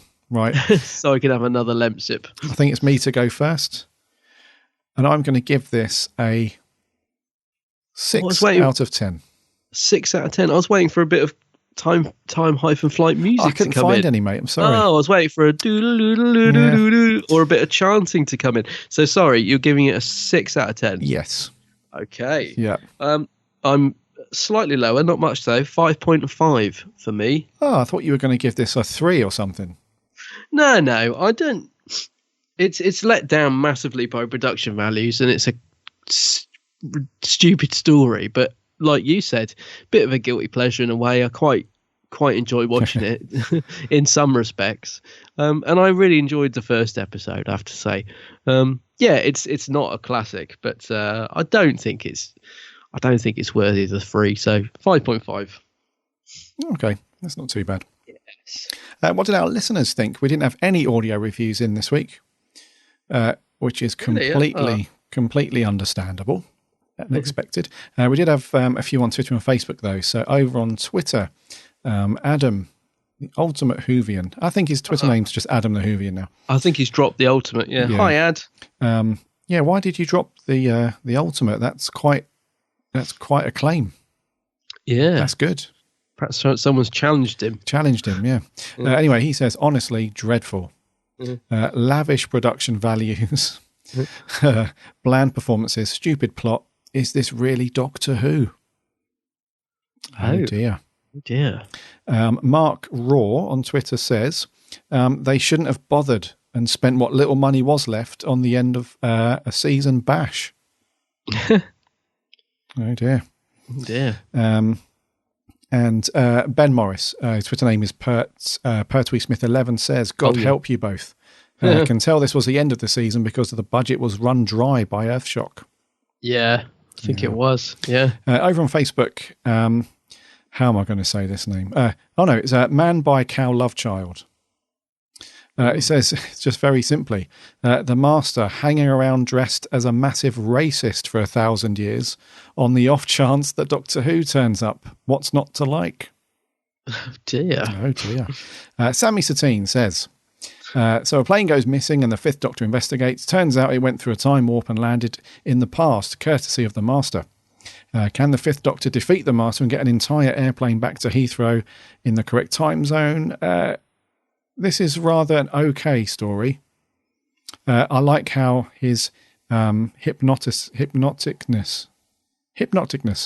waits to reveal itself at the end of part 2.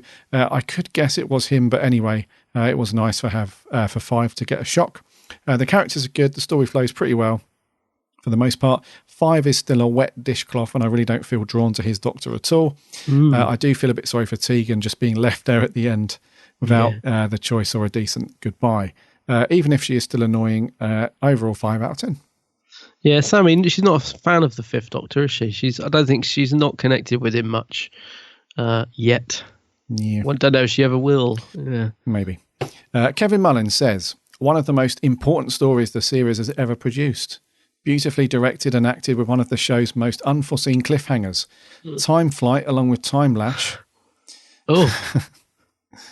Along with Time Lash, the Crotons and the Doctor, the Widow and the Wardrobe cast long shadows over Genesis of the Daleks, Pyramids of Mars and the Caves of Androzani.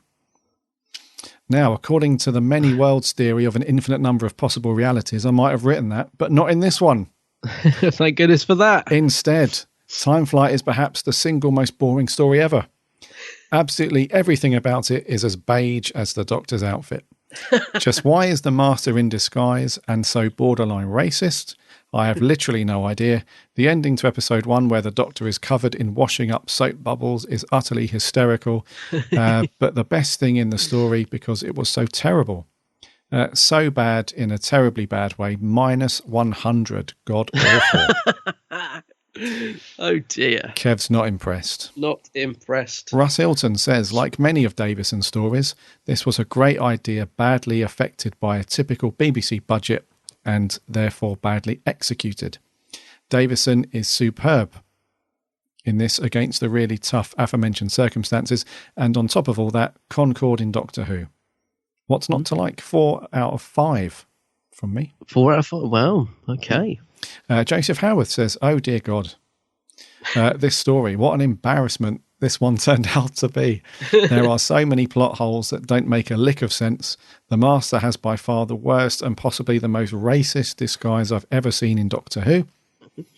I don't even know what they are going for with this one, but I honestly think he looks like a racist genie and sounds like he wouldn't be out of place in a Little Brian sketch. There are so many things wrong with Time Flight, like the low production values, making the story look like a crappy home video shot on site by a 2-year-old. The story is ridiculous beyond belief. The fact that they ran out of money just to make the model of the Concorde to make this story possible, the list just goes on and on for me. It's one of the most infamously bad stories in the classic series, and I don't know what in God's name they were thinking with this one. What else there is there to be said? It's crap, it sucks, it's awful, don't watch it, it's not worth it. 2 out of 10. Oh dear, oh dear. Joseph went on one. He did. He did. Not impressed. Jeff Waddle says, there's a story in here somewhere. If anyone can find it, stick it on a Concorde seat, first class, and get it the hell out of here ASAP. Absolute garbage. Oh dear. Oh dear, Jeff. Lewis Palmer says, where to begin?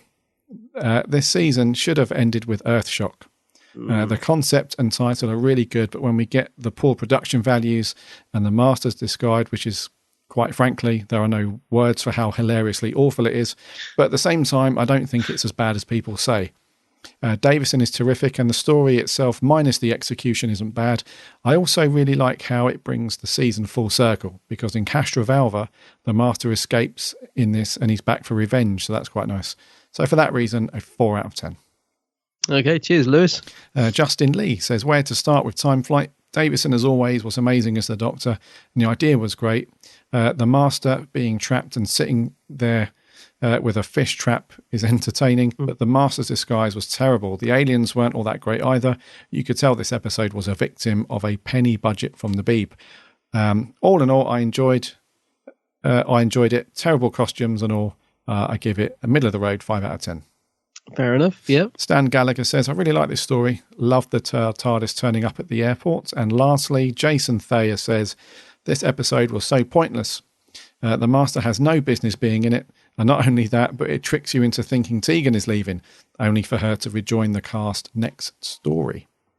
I never liked her, and I was looking forward to some stories with Nyssa, the only good companion at the time. But alas. How does she rejoin? I might actually pop on. What's the next one? Arc of Infinity. Yeah. I just want to. Does he just land again and pick her up? I really can't remember. Or does he? I'm going to have to pop it on. Is it even explained in Arc of Infinity? Doesn't it just kick off and she's there? No. Or does he go? I'm sure, because it's in Amsterdam, isn't it? He pops off to Amsterdam. I'm just gonna, this afternoon I'm just gonna pop in episode 1. I just want to see if he just lands again and she jumps back in the TARDIS, or if she goes on a trip to Amsterdam and just happens to bump into him and it gives him a right mouthful for leaving her behind. I really can't remember. No, there is a scene with Tegan doing something else in Amsterdam. Is there? Yeah. She turns up looking for somebody, doesn't she? So he doesn't go back for her then? Well, no, he does. She is back in the TARDIS team, but not immediately, because we have all this stuff with the High Council, don't we, and stuff going on. First. Yeah. Oh, I haven't seen it in ages. Yeah, I'm going to try and watch that today. I'll probably put on one episode and end up watching the whole lot. But yeah, I just want to see how she gets back on. I can't remember. I know she's in it for a bit doing something else. Yeah. I don't know. I can't remember. It's been ages. Anything on the Geeks Handbag page? Yeah, we had a couple. Yeah, just rattle through these. So Finn Walsh, I actually can't remember the last time I reviewed on the podcast here, but Time Flight, from what I can remember, wasn't horrible. I did remember I liked the cast, but not much else to it. He says he might give it a rewatch.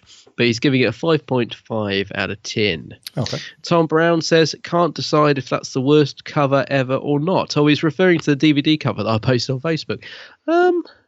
It's all right. Don't think it's the worst, but Patrick Sherwood says, I love it. The Fifth Doctor is great, and the girls are too. The episode all over is great. Don't know what he means. It's because he's written it there. The girls are too. The episode overall is great. So he's giving it a 9.5 out of 10. That's the highest score we've had, isn't it? Patrick loves it. Yeah, I believe so. Okay. Yep. Charlie Turner says a guilty pleasure of his. There are more bad moments than there are good moments in this story. 4 out of 10. Nothing more, nothing less, he says. Jack Wilderspin says, I think Peter Davison was great Doctor with a few fun stories, but the majority of his serials weren't great, including this one. Jack gives it a 4 out of 10. And finally, Callum Johnson says, one of my guilty pleasures, love the supporting cast, love the story. Effects aren't the best, but I think that just adds to the fun. And also love that they have 5 minutes at the start to mourn Adric. Callum gives it 7 out of 10. Oh. Yeah, it's good, isn't it? They don't just forget about old Adric. Old Adric, yeah. Yeah. I quite liked Adric in Earthshock. I think it's one of the only few episodes for me that he's pretty good. Yeah. Finally, to give him credit, he's all right in Earthshock. Yeah, he is. Don't forget the bit in Visitation where he gives that robot a good kick in. That's a good. Oh yeah, he's good in that bit. And the bit where he scurries around on the ground to help someone else trip over. Oh, God.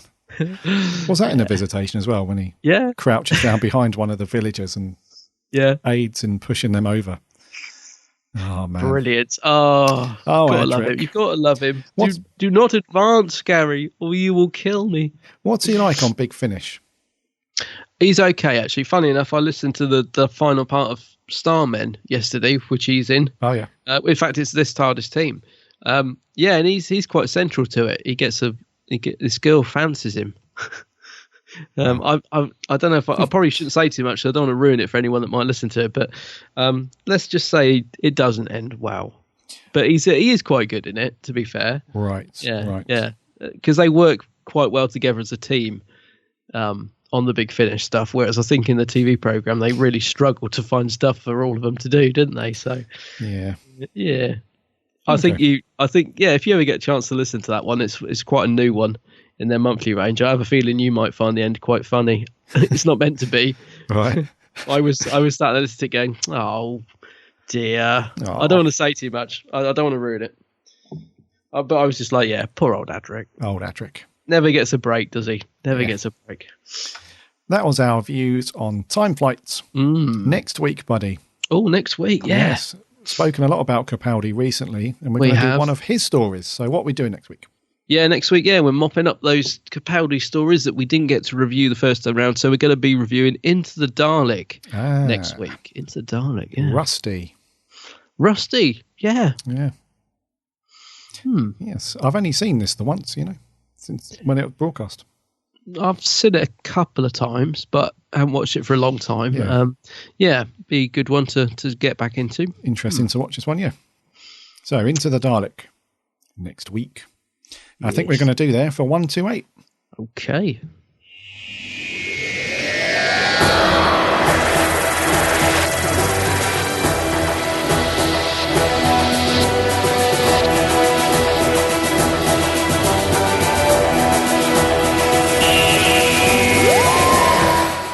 Thank you for sticking with us through this potentially